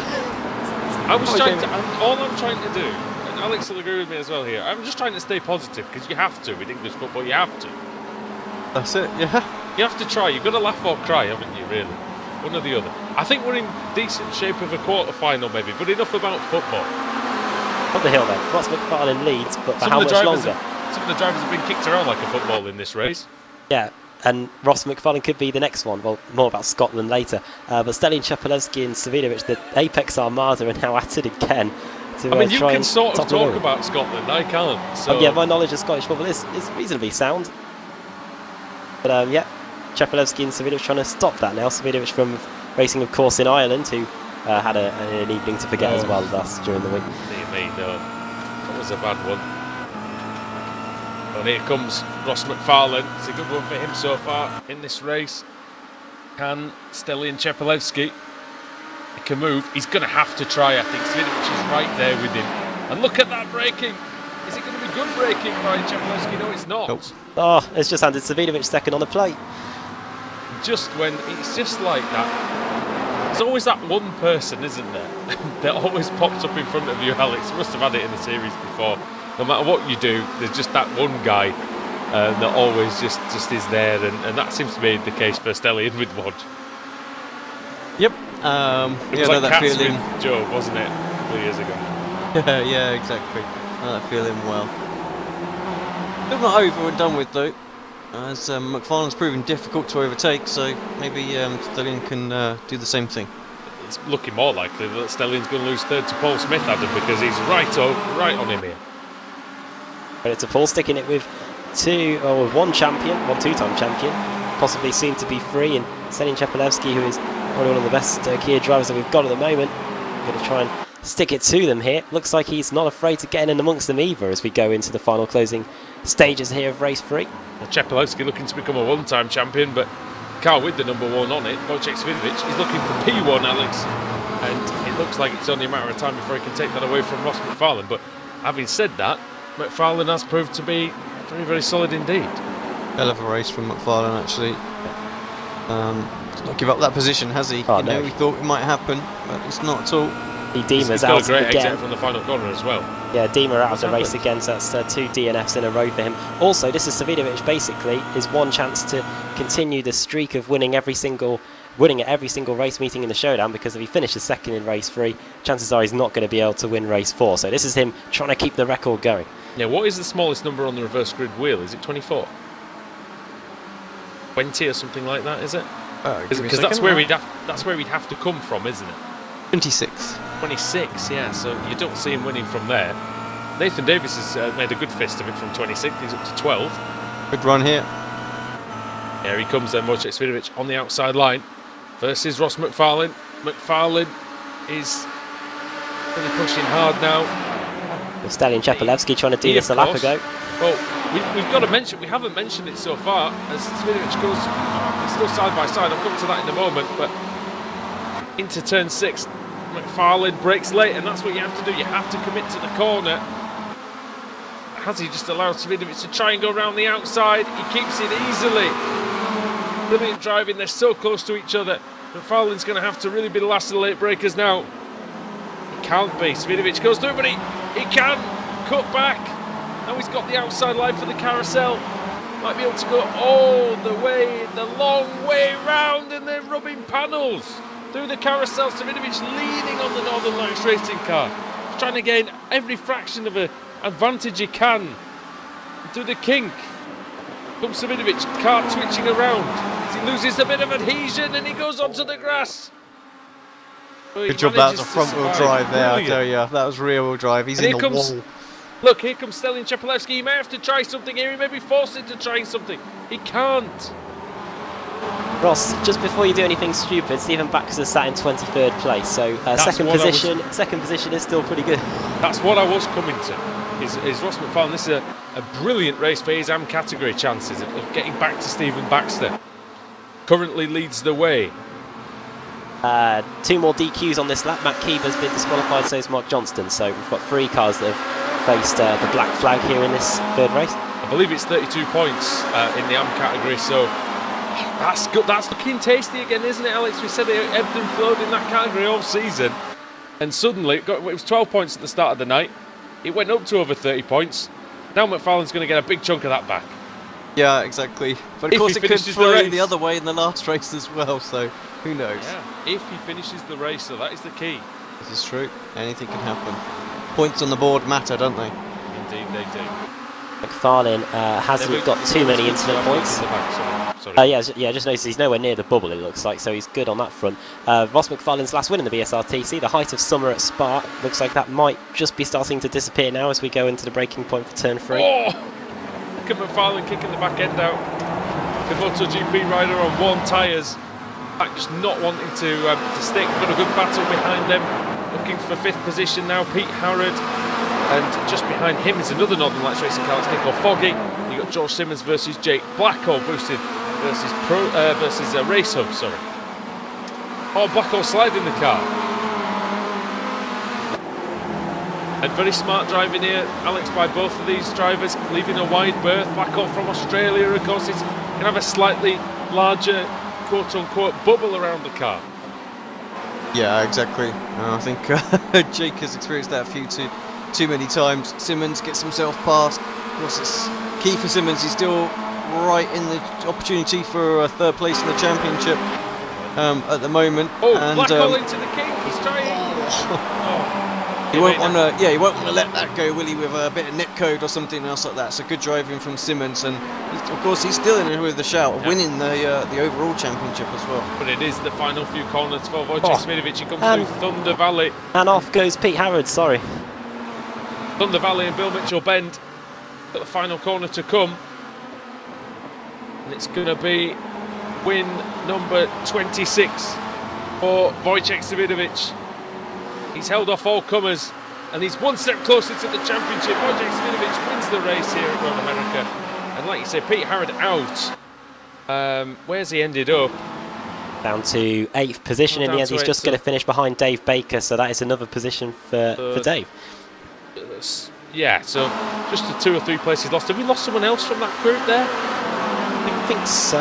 Oh, look at this back. Oh, Baxter hits his teammate. Oh no, he's crashed. And he hasn't retired, but Everett was done. Can he get going? Can get going. What happened there? That's between teammates. Everett on the final straight. Everett is not going, Alex, at all. He's not going. Well, let's have a look. Baxter is in the pits. Yeah. I don't know why he's gone into the pits. Oh, the car crashed into the pits. Oh. Both. But he's not crossed the line. He's stopped in his pit box. What is he doing? Well, he's going to have to just carry on up the line, surely.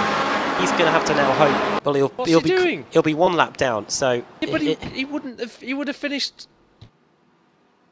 He would have gained all those places, surely. He would have finished about 20. Race 4, though, won't he? Yeah. But he would have finished about. He lost about 3 or 4 places by doing that. At least it might have been 10 places by doing that. Why wouldn't he just cross the line in the pits? Alex, do you have any explanation for that? No idea. Perhaps just a bit. You would cross the line in the pits, wouldn't you? Yeah, perhaps just a bit. Exactly. I would have got a move on with it as well. It just seemed very slow about getting going. Just perhaps a bit shocked about what happened there. You know, more than Ross anything. McFarlane. That means he takes the lead in the AM category because Baxter should be fighting for every point. I'm just really hoping that Alex Everett wasn't slowing because he was trying to help Stephen Baxter through.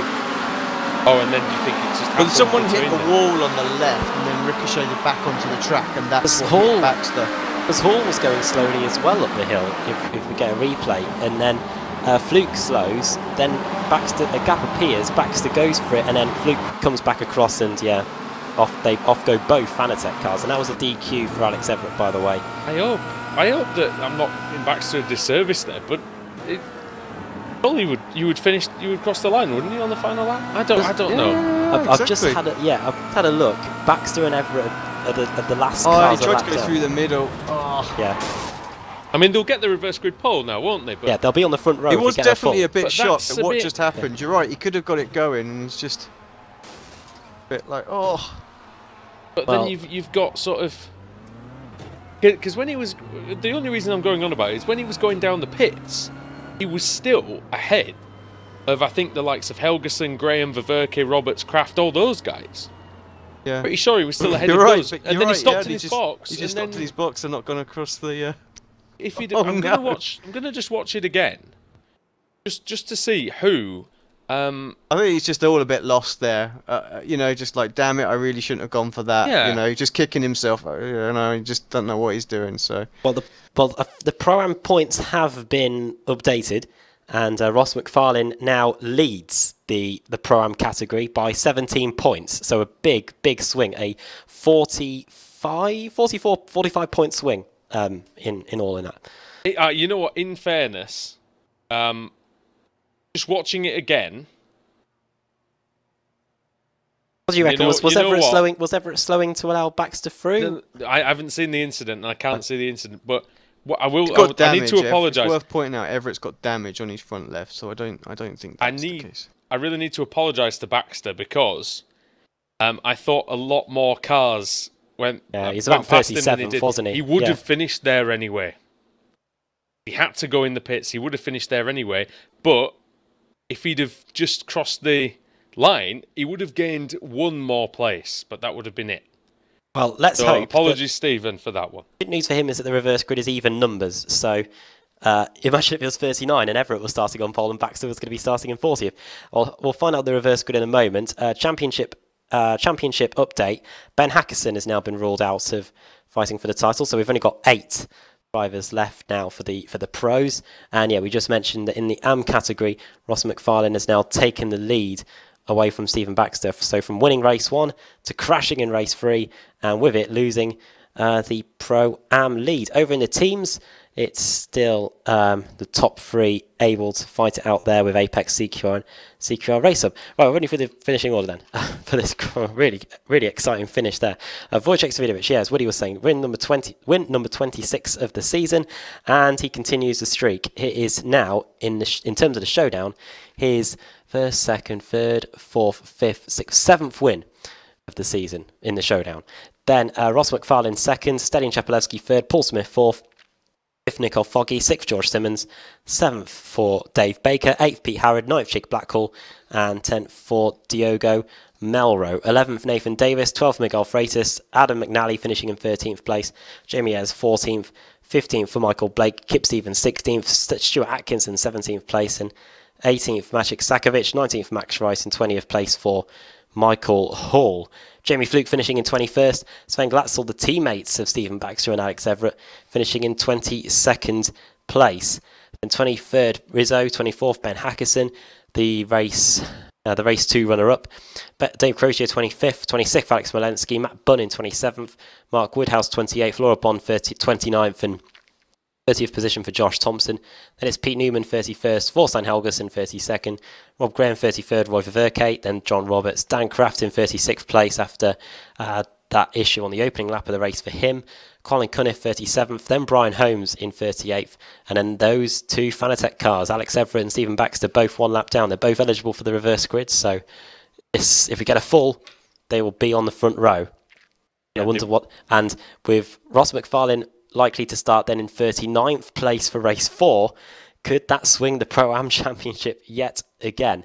Matt Keeber 2 laps down, Mark Johnston 2 laps down, excuse me, Lee Deemer 3 laps down, 5 laps down, Rusty Lader with the blown engine, Michael Evdoka DQ'd, Johnny Brandon out of the race as well, Richard Gore 2, Andrew Whitehead and Scott Malcolm finishing in 49th place.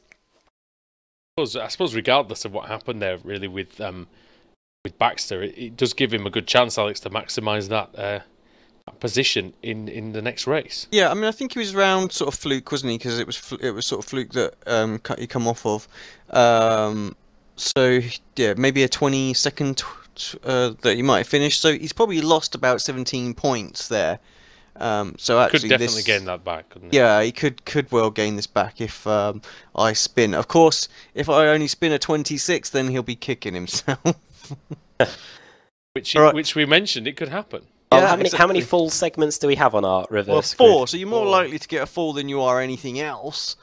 Yeah, so... Well, this could be the Pro-Am Championship getting decided by the spin of the wheel, so no pressure, Alex. Yeah, well, I'm not sure we're quite there yet. Yeah. Still quite close.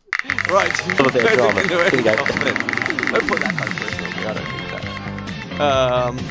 Oh, well, unfortunately it's missed him. 32nd it's going to be. It was so close to what I thought was going to be 40th, which would have been spot on for him, but no, 32nd. So, yeah, Baxter starting way down there, and actually McFarlane ahead of him. Well, this now means that Thorstein Helgeson's going to be on pole position for race 4. Pete Newman going to be starting 2nd. Josh Thompson 3rd. Laura Bond in 4th. I'm sure she'll be eager to add to that win at Interlagos last week. And starting 5th is going to be Mark Woodhouse, Andrew Woodhouse. Yes, at the back. Yes, so unfortunately for those guys at the back, yeah, it's going to be a long slog, I think, this race 4, but I'm sure we'll be in for another exciting race, and you'll join us for that when we come back here on Apex Racing TV as the BSRTC Showdown continues.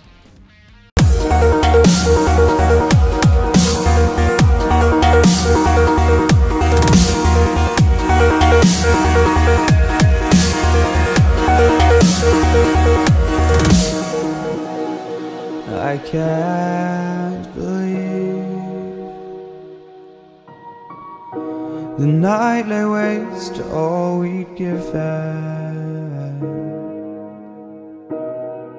But honestly,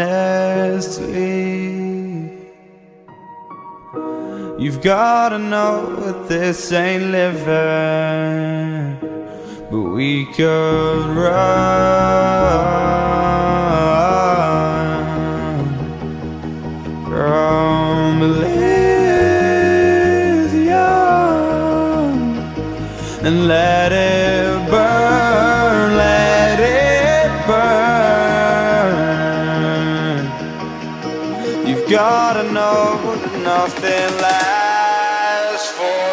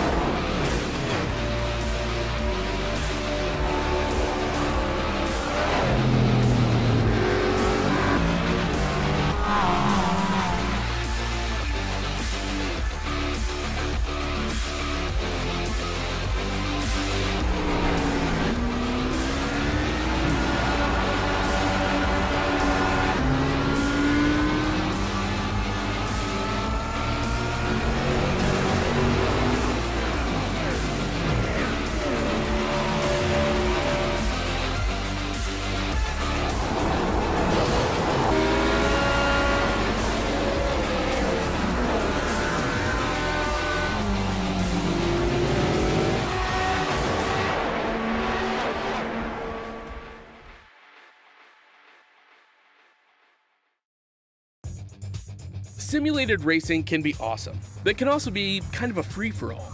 Interestingly, auto racing faced the same problem in its earlier days. Whether it was on the back roads, the beaches, or the city streets, the racing was fun. But there was always a certain level of chaos and danger, until some folks came along and put some order to all of this. Stuff like official racetracks, regulations about weight and equipment, and enforcement of standards. That's what gave us high-speed excitement, fast-paced action, and photo finishes. That's when racing became racing.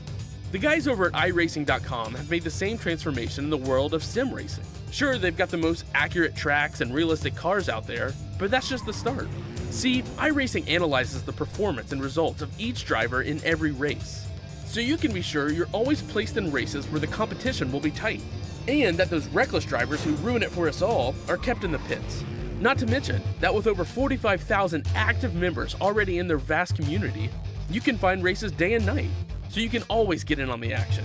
You can even join a league of your favorite series. And since updates are always automatic, you don't have to worry about software and can focus on the track. Zip up your fire suit and check out iRacing.com.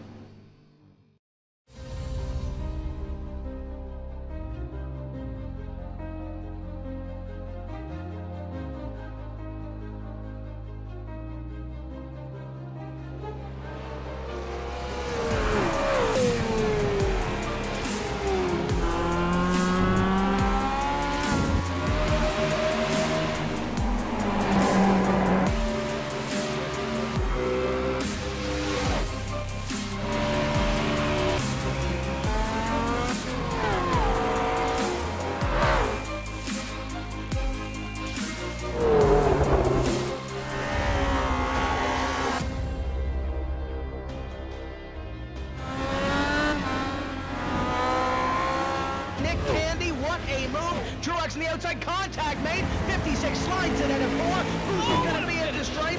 Dead even, give it to Ryan Truex. Truex is your winner over Tandy.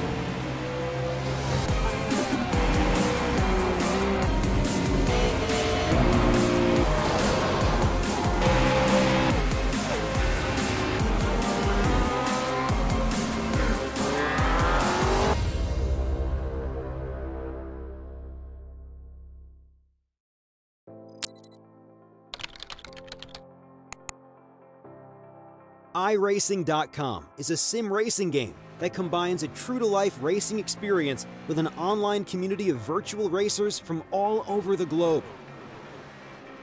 iRacing offers a multitude of officially licensed cars and tracks, laser scanned with millimeter accuracy. Their car models and mechanical systems are based on real-world physics and engineered in cooperation with manufacturers and race teams. iRacing's web-based interface allows members to compare stats and test drive any combination of car and track instantly. Their skill license system ranges from rookie to pro, ensuring members are always pitted against those with similar skill sets. Members are able to sign up for a weekly race series, compete in time trials, host a private race with friends, and participate in racing leagues created and run by the community. With over 60,000 members, iRacing works in partnership with renowned motorsport organizations like SRO Motorsports Group. to deliver virtual races based on the real-life Blancpain GT series. iRacing's Blancpain Endurance Series features team racing, giving members the ability to build a team and participate in races ranging from 3 hours to 24 hours. Additional partners include NASCAR, IMSA, V8 Supercars, IndyCar, allowing members to race in their very own 24 hours of Spa, Bathurst 1000, Daytona 500, and many more. iRacing.com, delivering the most authentic racing experience short of getting into a real race car.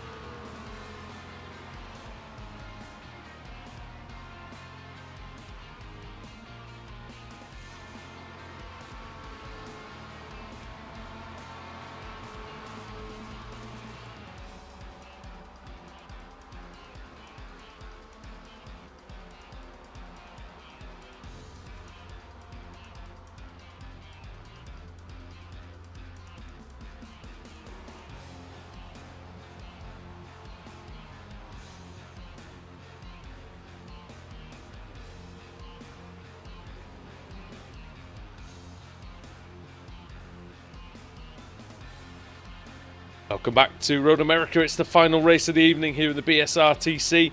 Andrew Woodhouse with Adam Bath and Alex Simpson. And Alex, will bring you in just quickly. The final race, and there's a lot of drivers who this could be their final shot at staying in the title race. Yeah, absolutely. Let's have a very quick look who else we lost. Just Hackerson, which we mentioned really, and Glatzel. So a couple of people gone. So 32 degrees ambient temperature, clear skies for the last race. Does look like sort of dust conditions though, so the track temp not too bad out there, but I still feel like the tyres are going to get eaten up just a little bit in this last one. Maybe towards the end of the race. Adam, if you could take us through the starting grid then for round 4. Okay, let's see who's going to win this one. Starting on the pole position, Thorstein Helgeson. Starting second, Pete Newman. Third is Josh Thompson with Laura Bond fourth. Mark Woodhouse in fifth with Matt Bunn in sixth. Then Alex Smolensky, Dave Crozier, Ben Hackerson, Rizzo, and then Glatzel in 11th. Jamie Fluke 12th. 13th, Michael Hall. Max Wright 14th. 15th, Maciek Sakovic. 16th, Stuart Atkinson. 17th, Kip Stevens. 18th, Michael Blake. 19th is Jamie Ayres. 20th, Adam McNally, running through the rest of the top 30 quickly. In fact, no, we haven't got any time. So Thorstein Helgeson's going to be starting on the pole. We're going to see who's going to win race 4 of the evening. Take it away. Short Hold'em away. It's a great start by Josh Thompson, who started in 3rd position. He's already going to get past Pete Newman into 2nd position. Laura Bond is following him through as well as we build up the speed going into the first corner. Straight away, Laura Bond looking to the outside. Josh Thompson doing likewise as well as we go through the first corner. Thompson going around the outside of Helgeson, and that is a magnificent move. Thompson takes the lead straight away from 3rd on the grid. It was all about the great start, Alex, and he's used it to full effect as Newman goes up the inside of Laura Bond. Yeah, smashes the start, doesn't he? Just drives right around the outside. A bit of a rough meeting. Thompson, limited practice. We'll see Cursin as well. He's away from Pro Series testing right now of his team. So, yeah. Might get some rewards here. What else is going on? Side by side, further back, Smolensky. And you've got Bunn as well. Oh, look at that. Closing. Oh, someone's coming in, steaming in there as well.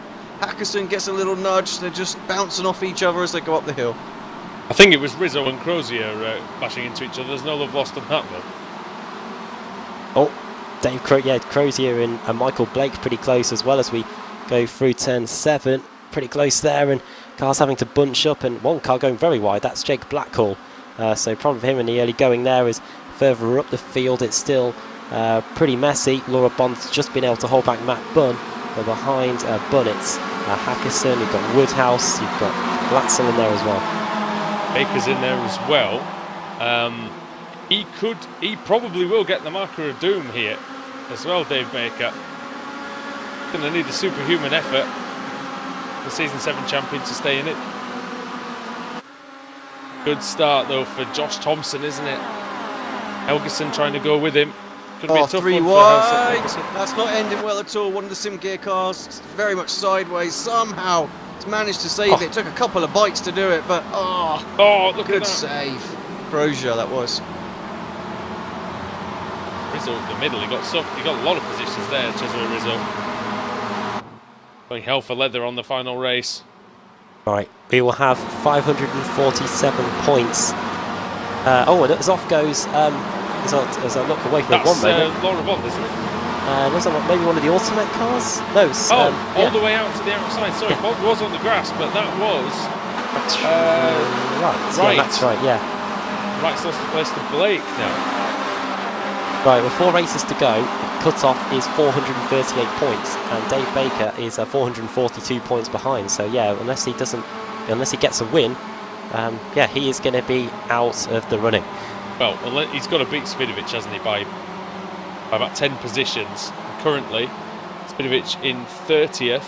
Yeah, Baker's lost 7 positions already in this one. Baker is that 9. Svidovic? No, he's down to 35th. No, he's behind Svidovic, so yeah, marker of doom is going to be... Gets waxed as well. Is that a DQ? That might even be That is a DQ. That is a DQ. Dave Baker's the first car out of the race. He's the first, and he's out of the championship standings now. That is a 0, yeah. Dave Baker done for.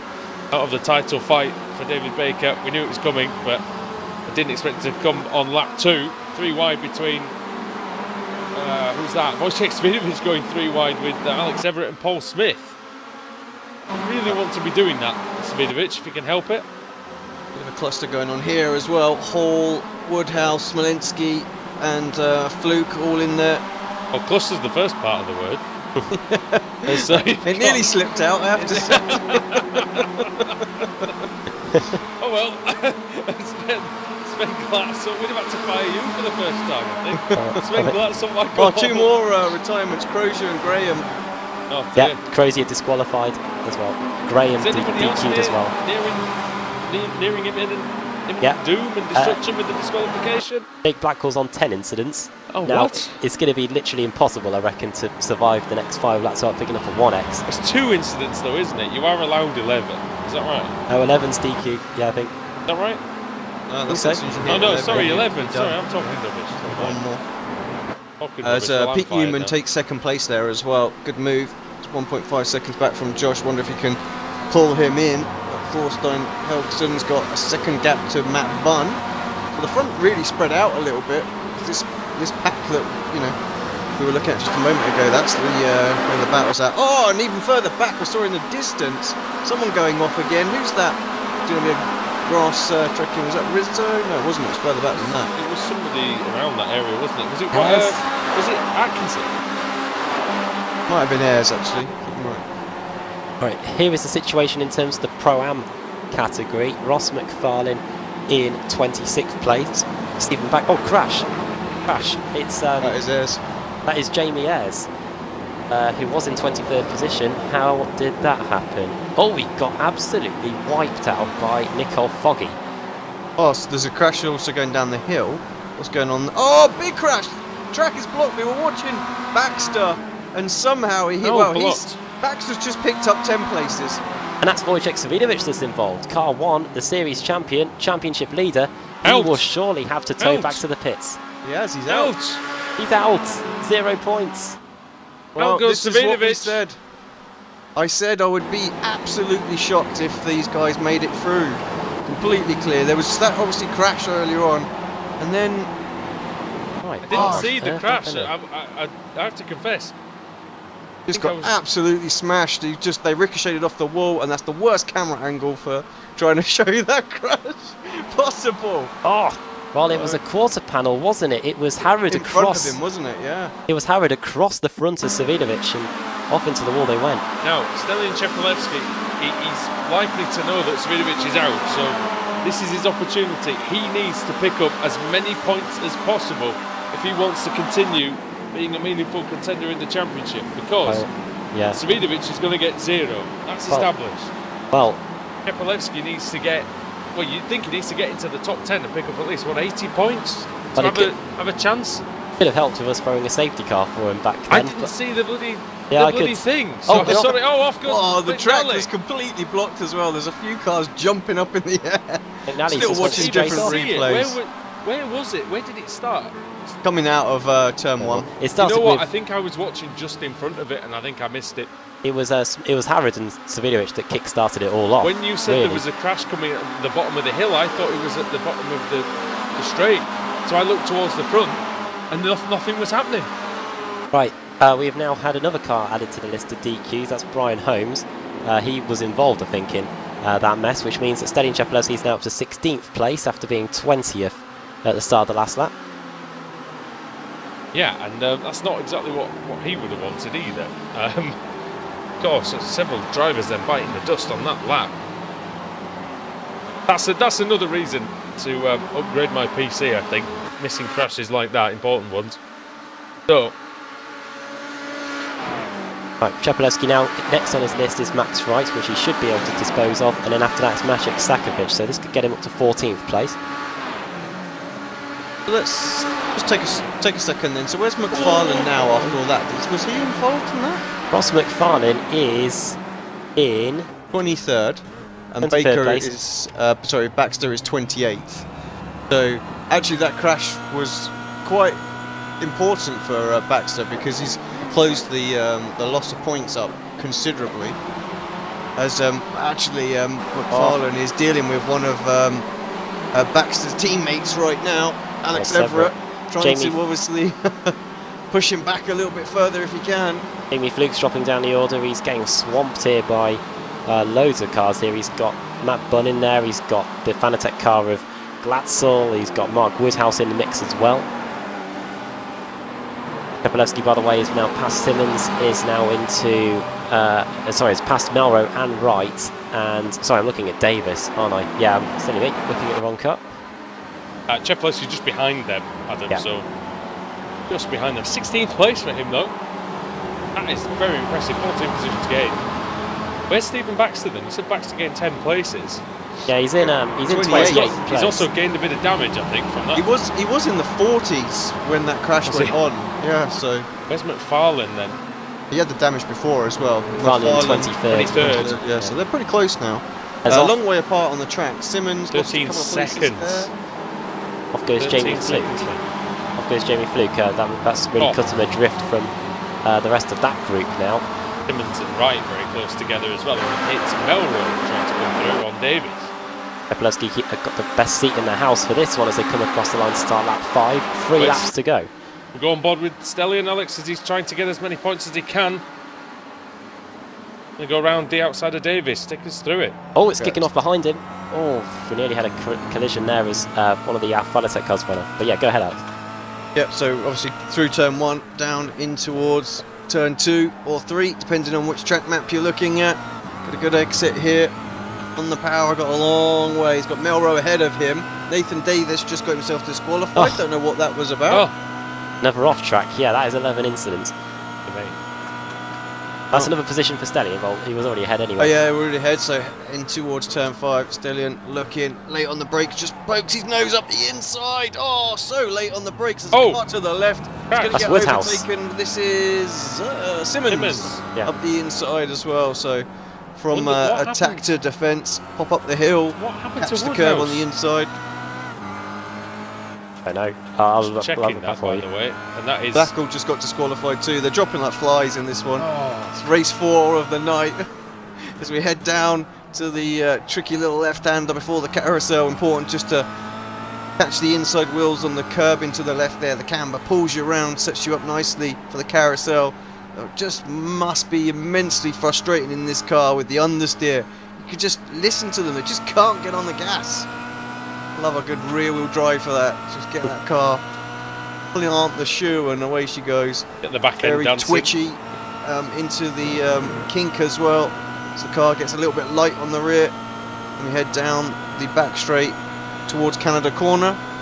Late on the brake in here, and wow, he's so late on the brakes. That was good from Simmons as well. He's trying to battle Melrose now. That's allowed Cheppy to close back up through the penultimate corner. Just catch the curb on the inside, let the car drift out, and then swing it back over to the left for the final corner. And Simmons having to check up a bit quickly there, didn't he? Because Melrose changed his line, and all of a sudden these three are right back with each other. We were almost into the back of Simmons, weren't we? Simmons almost came through the TV screen. That was... And Walensky and Helgeson are side by side. Oh, they're not side by side anymore! Oh, bang! And he takes out Fluke with him. And more cars. Smolenski disqualified. That's the end of him. More cars involved. Who was that? Was it Sakovic maybe? Who was it? I think it was Hackerson actually. And yeah, they all make it through. Smolenski got absolutely totaled when Smolenski was sat in the middle of the course. Yeah, it was Hackerson. Yeah. Jamie Fluke did get hit by Alex Smolenski, but he was able to hold on to the slide and carried on, and was able to stay in 7th position.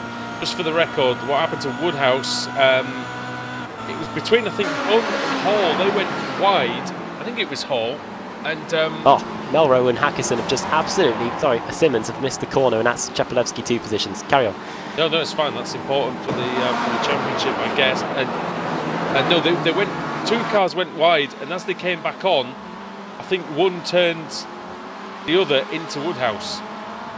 Right. And then they all ended up in a heap. Another DQ. Cesare Rizzo now adds to the list. We've got about half a dozen, maybe more. Yeah, more than half a dozen cars out of the race now, thanks to disqualifications. 1, 2, 3, 4, 5, 6, 7, 8. 8 out. Rusty Laidler is the last car running in 30th place. John Roberts is the last car running in 33rd place. His car is absolutely knackered. And so his incident points, he's only got 2 left before he gets a disqualification. He's only got 2 left with that car as well. Duke and Bunt, 1/10 of a second apart, heading into Canada corner. Important as far as the team's championship goes, this one. No, and it could well have been these two that was the incident, actually, with Woodhouse. Oh, that's close. Unsqueezing Fluke. Oh, my word. Fluke trying the outside line, he's onto the grass. Jamie's got to be close on the incident points as well now. Got some definite contact damage there. Yeah, Fluke's on 7. Bun is on... All going for 3rd, Adam, sorry. Oh, yeah. 4X would get them, would get him out. Probably shouldn't say that. Last lap. CQR will be in there. Just nudge him. CQR aren't immune to a 4X here and there. Nobody is in this series, let's be honest. Here comes Hall for 2nd place then. Yeah, this is the last lap of the race, by the way. 2nd place, 3rd place, yeah, 3rd place at the inside final spot on the podium. The reason why it looks like 2nd place is Josh Thompson's gone. He's 3 seconds down the road. So Thompson, just having a quick look at the old stats. When it Thompson's last win was all the way back in. He's only got 1, so this will be a 2nd one, of course. That doesn't take a genius to work that out either. That's quick maths. Thompson's win was at Imola, a race meeting that I was in. There you go. So there was 100%. Josh Thompson wins 100% of the meetings that Adam Bath drives in this season. However, that's not going to be that after this. It's going to be 50%. That's quick maths as well, ladies and gentlemen. Thompson leading the way, 3 seconds clear. Pete Newman in 2nd, and then it's Thorstein Helgeson. Still ahead of Michael Hall. He's doing a good job of defending his sim gear car. Yeah. Just before we get... is it Blake? Yeah, Blake dropped down a load of places there. Had some sort of issue, lost a couple more there. Kip Stevens just gone through. Stevens' car, look at the state of it. And just before we get to the finish, Pro-Am update, Ross McFarlane in 16th place, Stephen Baxter in 23rd. Stephen Baxter then, yeah, so... Moving up nicely from where he started, Baxter, but... well... Where's McFarlane? 18th. In fact, he's not 18th anymore. Oh, goodness me. Almost hits Richard Gore. But back at the front then, Josh Thompson. He's only got 1 corner to go. And up the hill he comes. And he's going to take his 2nd win of the season here in the BSRTC. It's victory for Fanatec and it's victory for Josh Thompson. 2nd for Pete Newman. Sakovic looks like he's slow. All into 3rd. All takes 3rd on the final lap, Adam. Petey does. 2nd on the last lap. 2nd. What happened to Pete Newman? What happened to Newman? Did he run out of fuel? Nah, Pete. Oh no, he's just giving him an extra place. What it was, I think. I think he just gave him an extra place for the because he might be on very much on the bubble, Michael Hall. I'll wait and see if that helps him at all because he was 514 points behind though. I don't think it's going to help. Benny Chepelewski 10th. From Pete Newman, by the way, but yeah. It does keep a lot of people alive, doesn't it? This crash. Does this keep Baker alive at all? Yeah, it will do, won't it? Yeah, no. because no, it won't. No, Baker's obviously out. Yeah, he was too far behind actually. Yeah. Bancroft eliminated there. Nicole Foggy as well. Michael Hall. It's gonna be close, that one. Harrod maybe as well. We'll wait and see what they do. Baker is outside it by I think it's 10 points or something along the lines of that. It's not a lot. We're running through the finishing order then of what could be a crucial race in the championship with just 4 races to go after this one, which has just been completed. So yeah, 4 races to go. There you go. That's quick maths as well. I was going to say that was. Josh Thompson wins. That's his 2nd win of the season, and Fanatec's 2nd of the night. That equals the amount of wins that they had for the entire showdown so far. Michael Hall 2nd, 3rd Pete Newman, 4th Thorstein Helgeson, the pole sitter. Sven Glatzel finishing in 5th to make it 2 Fanatec cars in the top 5. Matt Bunn 6th, 7th Jamie Fluke, 8th Laura Bond, 9th Magic Sakovic, 10th place Stelian Chepelewski. He did all he could. See if it's able to close up the gap once the points have been updated, and wonder if any protests could be lodged that could alter things even more. George Simmons finishing in 11th. Well, they will be. Well, they'll be there until next week just doing the protests. Diogo Melo 12, 13th Alex Everett, 14th Max Wright. Oh, they've got the appeals to do after that as well. Stuart Atkinson in 15th. We know that they're the worst part. Sorry. It's when it's the public vote, isn't it, to decide what's... 16th is Stuart Atkinson. Ross McFarlane, the Pro-Am leader, gets 17th place. 16th place, I should say. 17th, Richard Gore. 18th, Ben Hackerson. 19th, Dan Kraft. And 20th for Kip Stevens. Michael Blake, 21st. 22nd, Johnny Brandon. 23rd, Stephen Baxter, who went into race 2 in the evening, having a 35-point lead in the points. He leaves with at least a 17-point deficit. Colin Cunniff, 24th. Jamie Ayres, 25th. 26th, Andrew Whitehead, then Mark Woodhouse, and the car's 1 lap down or more. Rusty Laidler, John Roberts, both 1 lap down. Laidler got DQ'd on the last lap, it looks like then. And did John Roberts do the same? No, he managed to finish on his own power. Then Alex Walensky disqualified, Cyril Rizzo disqualified, Nathan Davis went the same way. Also, Jake Blackhall, did he go as well? Yes, he did. Nicole Foggy also disqualified. No, he crashed. He must have crashed. He must have been involved in the mess at the start of the lap. Adam McNally went flying off into the wall. Don't know what happened there. That was at Canada Corner. Miguel Freitas 4 laps down. Paul Smith out along with his teammate Pete Harrod. There he is. Car 1, Wojciech Svidovic 39th, 5 laps down. Mark Johnston as well out along with Roy Ververke, Brian Holmes, Scott Malcolm, Dave Crozier, Dave Baker, Rob Graham, Michael Evdoka and Lee Deemer, making it a very, very attritional race. And points have been updated, by the way. Let's have a look at those. Top 4, it is those guys, and Chapelevsky is the gap down to 95 points. You know what? That extra place from Michael Hall, it didn't really help him. It helped him a bit, didn't it? And it might have just got him over the line. It would have been close. But that just made sure of it. Very clever driving by CQR. Of course, anything can happen. It's still very unlikely, of course, because he's going to have to win. He's basically going to have to win all 4 rounds, Alex, and hope that Svidovic doesn't finish in any of them. But, hey, it keeps you in the fight. And if you're in the fight, then giving yourself a chance. You never know at a place like Daytona as well. You know, all that... There's some massive ones on the road. That slipstream that goes on the straight. We've seen some big crashes there in the past. I mean, I find it unlikely that Wojciech is going to have 4 DNS or Stellion 3, to be fair. And I think even he'll need to, even for Simmons to even have 1 for him to get back at Simmons as well, you know? So, yeah, it's a tall order, but at least he's in that fight, and actually... You know, there's still a chance for a top 3 overall, I would say. But now, Stellion has got it within 1 race, 1 DNF. The pressure... That's the main thing, isn't it? I think the pressure switches now totally to Wojciech, because he knows now he cannot have a DNF. I mean, I know Stellion's got that as well, but he's got nothing to lose. He can go into that final round and just, you know, race his socks off, basically. Go for every move, try everything... And move, you know, and try and move forward and get all those places and really put Wojciech under some pressure. Wojciech knows 1 DNF, and you know, it's all going to come down to what else goes on that racetrack. So, I mean, you could argue that actually he could just you know, take it easy the last 4 races of the season and pick this up, but you know, but he's just not like that. He won't do that. What a race meeting by George Simmons as well. Him and Chapelevsky, the joint highest scorers for the week, both on 321 points, and that's kept Simmons just within a whisker's chance of keeping himself in with the hunt of fighting for this title. Yeah, and again, that's what we say. That's all you have to do. And you know, we said that George, he might miss a race.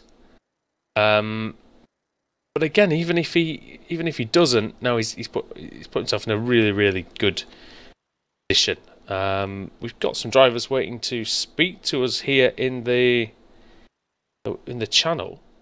If just before we grab them, I just want to point out, obviously McFarlane tops point scorer for AM, so maybe we should have a chat with him. But of course, Baxter, you know, gets his first win, you know, in first race 1. in the series, showing crazy great pace, this race. And yet it doesn't even finish in the top 3 in the AMs. That's just the way it can go sometimes, the highs and lows of the BSR. And 24 points now is what he's got to overhaul in the last 4 race meetings. Somebody who overhauled everybody in the final race was Josh Thompson. Josh joins us in the commentary box now. Hello, I'm back. Josh, you are back, and back to the top step of the podium in race 4. Great performance. You drove away from the field. It was a really nice win, and a very good day for Fanatec, really, in general, in terms of, you had a quick car out there. Yeah, I was quite happy. I needed a good result, to be honest, because I obviously had quite a good race at Interlagos, so showed the pace there. Just sort of dialed it in with the car now. It's taken me a long time to get used to it, but now I've dialed it in, I feel like I've got the pace. So that wins a bit of a confidence boost, especially going into next season, because hopefully I can actually go for the overall championship next season. That's the aim. I think there's definitely an opportunity to do so. Doing the whole season obviously helps. Ash Sutton proved you can get in without doing the whole season, but then obviously you can't really do anything at the in the showdown. It wasn't a good meeting for you, really, apart from the 4th race. Take us through what sort of issues you had in the first 3. So bear in mind, I had a few penalties from last week, which I do. A few penalties. I don't even know what I did wrong, to be honest. So. I had a few disagreements about the penalties, but I'll take them. I get used to them by now, to be honest, after this long for the season. So, yeah, plus obviously I had Pro Series testing with the team just before. So, obviously I jumped in the session late because I didn't want to miss any Pro Series testing.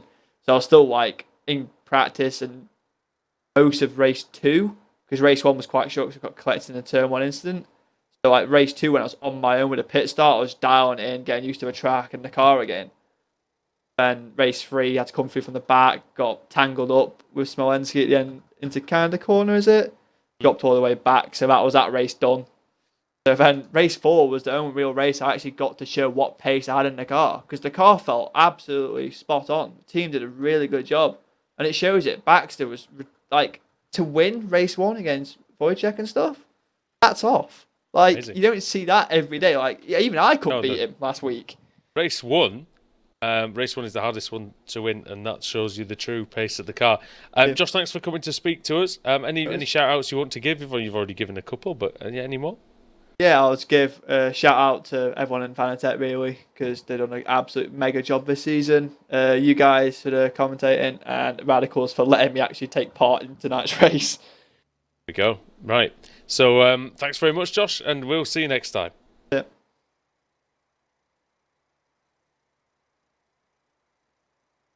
Now, Adam Bath has got the man who now leads the AM category. Ross McFarlane is in the commentary box with us. Adam. Well, Ross, a bit of a topsy-turvy evening. It started off with Stephen Baxter getting that win in race 1 and him getting a bit of an advantage over you, and now we leave here and it's now you that's got the 24-point advantage going into Daytona. Yeah, the last 2 meetings have been completely up and down, up and down. I mean, it's been race per race. People, he's going 2 points ahead, I'm going 3 points ahead. I think I was ahead at the end of Interlagos, but I got a penalty.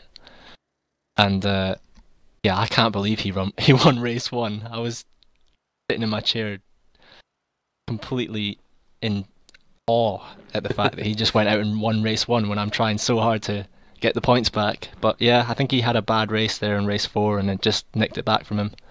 And then race 2, fantastic scrap with Wodge. Was it in the back of your mind that you needed to get the points for the Pro-Am category, or were you just going all out for the win? I tried really hard to keep myself just on the track and getting all the points I could. I knew that once they caught my draft, I think they were running a slightly different setup, a bit more downforce, and through the corners I just couldn't defend as well. So I tried my best to get the clean race as well, but I don't think that happened. Yeah, it just finished, get the points please. I'm not too worried about a win at this stage, I just need points. Daytona then, it's all up for grabs. How do you reckon it's going to go? I really don't know. It's going to be a true showdown finish, certainly in our AM category. I think the Pro is closed up as well. So I'm looking forward to it. I hope and I pray that I can just get through all 4 races cleanly, and we'll see what happens then. But I don't know. We'll wait and see. Oh, before we let you go, Ross, do you want to send a quick shout out to anybody? Yeah, just thanks to the team, Northern Lights Racing. They're doing great just now. We're a couple of men down today, but we're still fighting strong. Thrustmaster, their support on our car. Lux Liveries, they gave us a new livery last week, a little bit of a colour change. I should shout him out. He does great work for us as well. So yeah, thanks to them. Very well, well done on the evening tonight. You got the advantage going into Daytona, and yeah, hopefully we'll be speaking to you next week as the Pro-Am champion. I hope so. Thanks. All right, well, McFarlane there, he had a bit of a shock, didn't he? And Alex is now going to be with another man who had an eventful evening, Paul Smith. Yeah, Mr. Smith, welcome. And Andrew took the words right out of my mouth there. You had an eventful meeting, you had some good races, and then looking at the final results there, some not so good ones. Eventful is certainly the word that you can use, that's for sure. It was an interesting evening. I always enjoy racing at Road America. I think it's the best road course in North America, even beating Canada, with Montreal. So yeah, it produces great racing, lots of slipstreams, close action. It's narrow as well, so you got to be careful. And there was a few close moments, a few little knocks into the quarter panel and things like that. But overall, some good racing. And yeah, unfortunately, when there was that big accident with Wodge and Pete Harrod and that, I saw Pete Harrod's car bouncing down the road. I picked right and I picked the wrong side. So I managed to spin it on the grass, get it over to the other side, and just somebody came in and wiped me out, put me on my roof, and that was it. So disappointing to end to the evening. When race 3, I had an amazing race. I've not had pace all evening, and to be able to keep up with Wodge and Cheppy was joyous. Yeah, Slipstream does an amazing thing for somebody, but yeah, certainly it was an interesting race, that one, to be able to just keep onto their coattails and try and hope that they knock each other off and get a win. Road America so much like Watkins Glen in that sense, the slipstream makes a really big effect, but then of course when you're fighting in such close battles because of that slipstream, there's no runoff areas, there's walls to the left, to the right, and this is why we've seen some of these accidents tonight, I think. Yeah, absolutely. I mean, when you look at the runoff in turn 1, you've got a big gravel trap, and all of a sudden the barrier comes angling in at such an angle that if you hit that, it just fires you back into the track. And it's like that in a few places, like down at the Kink as well. So it's a difficult track, and if you get it wrong, it's race ending. And luckily, it was on the one race that I managed to not finish in that. My whole aim for this showdown has been to score points for Race Hub, and I've been doing an alright job at that. I was about to say, I mean, Race Hub's still, looking good at the moment. Third place quite comfortably now. ProSim completely out of it behind. 1,000 points back. So, you guys looking good for third. And if something happens to S-Line in the final week, you might nick it from them. Well, I tell you what, it's got to take a lot more than just one little thing happening that final week for S-Line. And I tell you what, I don't think I should forgive Race Up for coming through and taking that place. But it's been a great season. You've got two great teams there in S-Line and Race Hub. You look at the calibre of drivers that we've got in the two teams. We should be fighting for the top 3, and we should be fighting for the championship with those drivers. So. It's a long old season, and it's come down to this, and unfortunately incidents have happened in the showdown, and yeah, we're down to 4. But Michael Hall still got a chance there though, but it's a slim chance. But that driver's standing, that's going to be an interesting one all evening next week. Yeah, we've had one similar. I think the first one was very, very close like that, wasn't it? Going into the first, So. Yeah, that first year of the showdown when a certain Ash Sutton got involved on the last lap. Oh yeah. I don't think Andreas has forgiven him yet, has he? I don't think so. No. That might take a while. That one. Yeah, just a little while. I think, mate. Right. Well, thanks very much, Smith. Anyone want to give a shout out to before we let go? Yeah, Race Up a Brandt actually do a fantastic job. Mark Russell and the gang down there. It was great meeting them back when the BTCC had the final round there. So yeah, shout out to them for supporting our team throughout the season. Awesome stuff. Thanks very much, mate. See you again. See you later. Always good to hear from Paul Smith, and you know how the championship can turn. We've seen it before, Adam, haven't we? And we may have seen something interesting. Well, it's definitely made it interesting, hasn't it, that last race? Really looking forward to Daytona now, because there is something to fight for in all the championships now. We've got the pros, the AMs, and the teams all going to be fighting out. Really going to be really good to watch next week. Unbelievable stuff. And yeah, we've only got one more week of it left here on Apex Racing TV. And that's all we've got time for here, ladies and gentlemen, on this penultimate round of the season. But join us next Thursday, 8 PM, for more from the BSRTC for the final rounds at Daytona. Well, from all of us here, good night.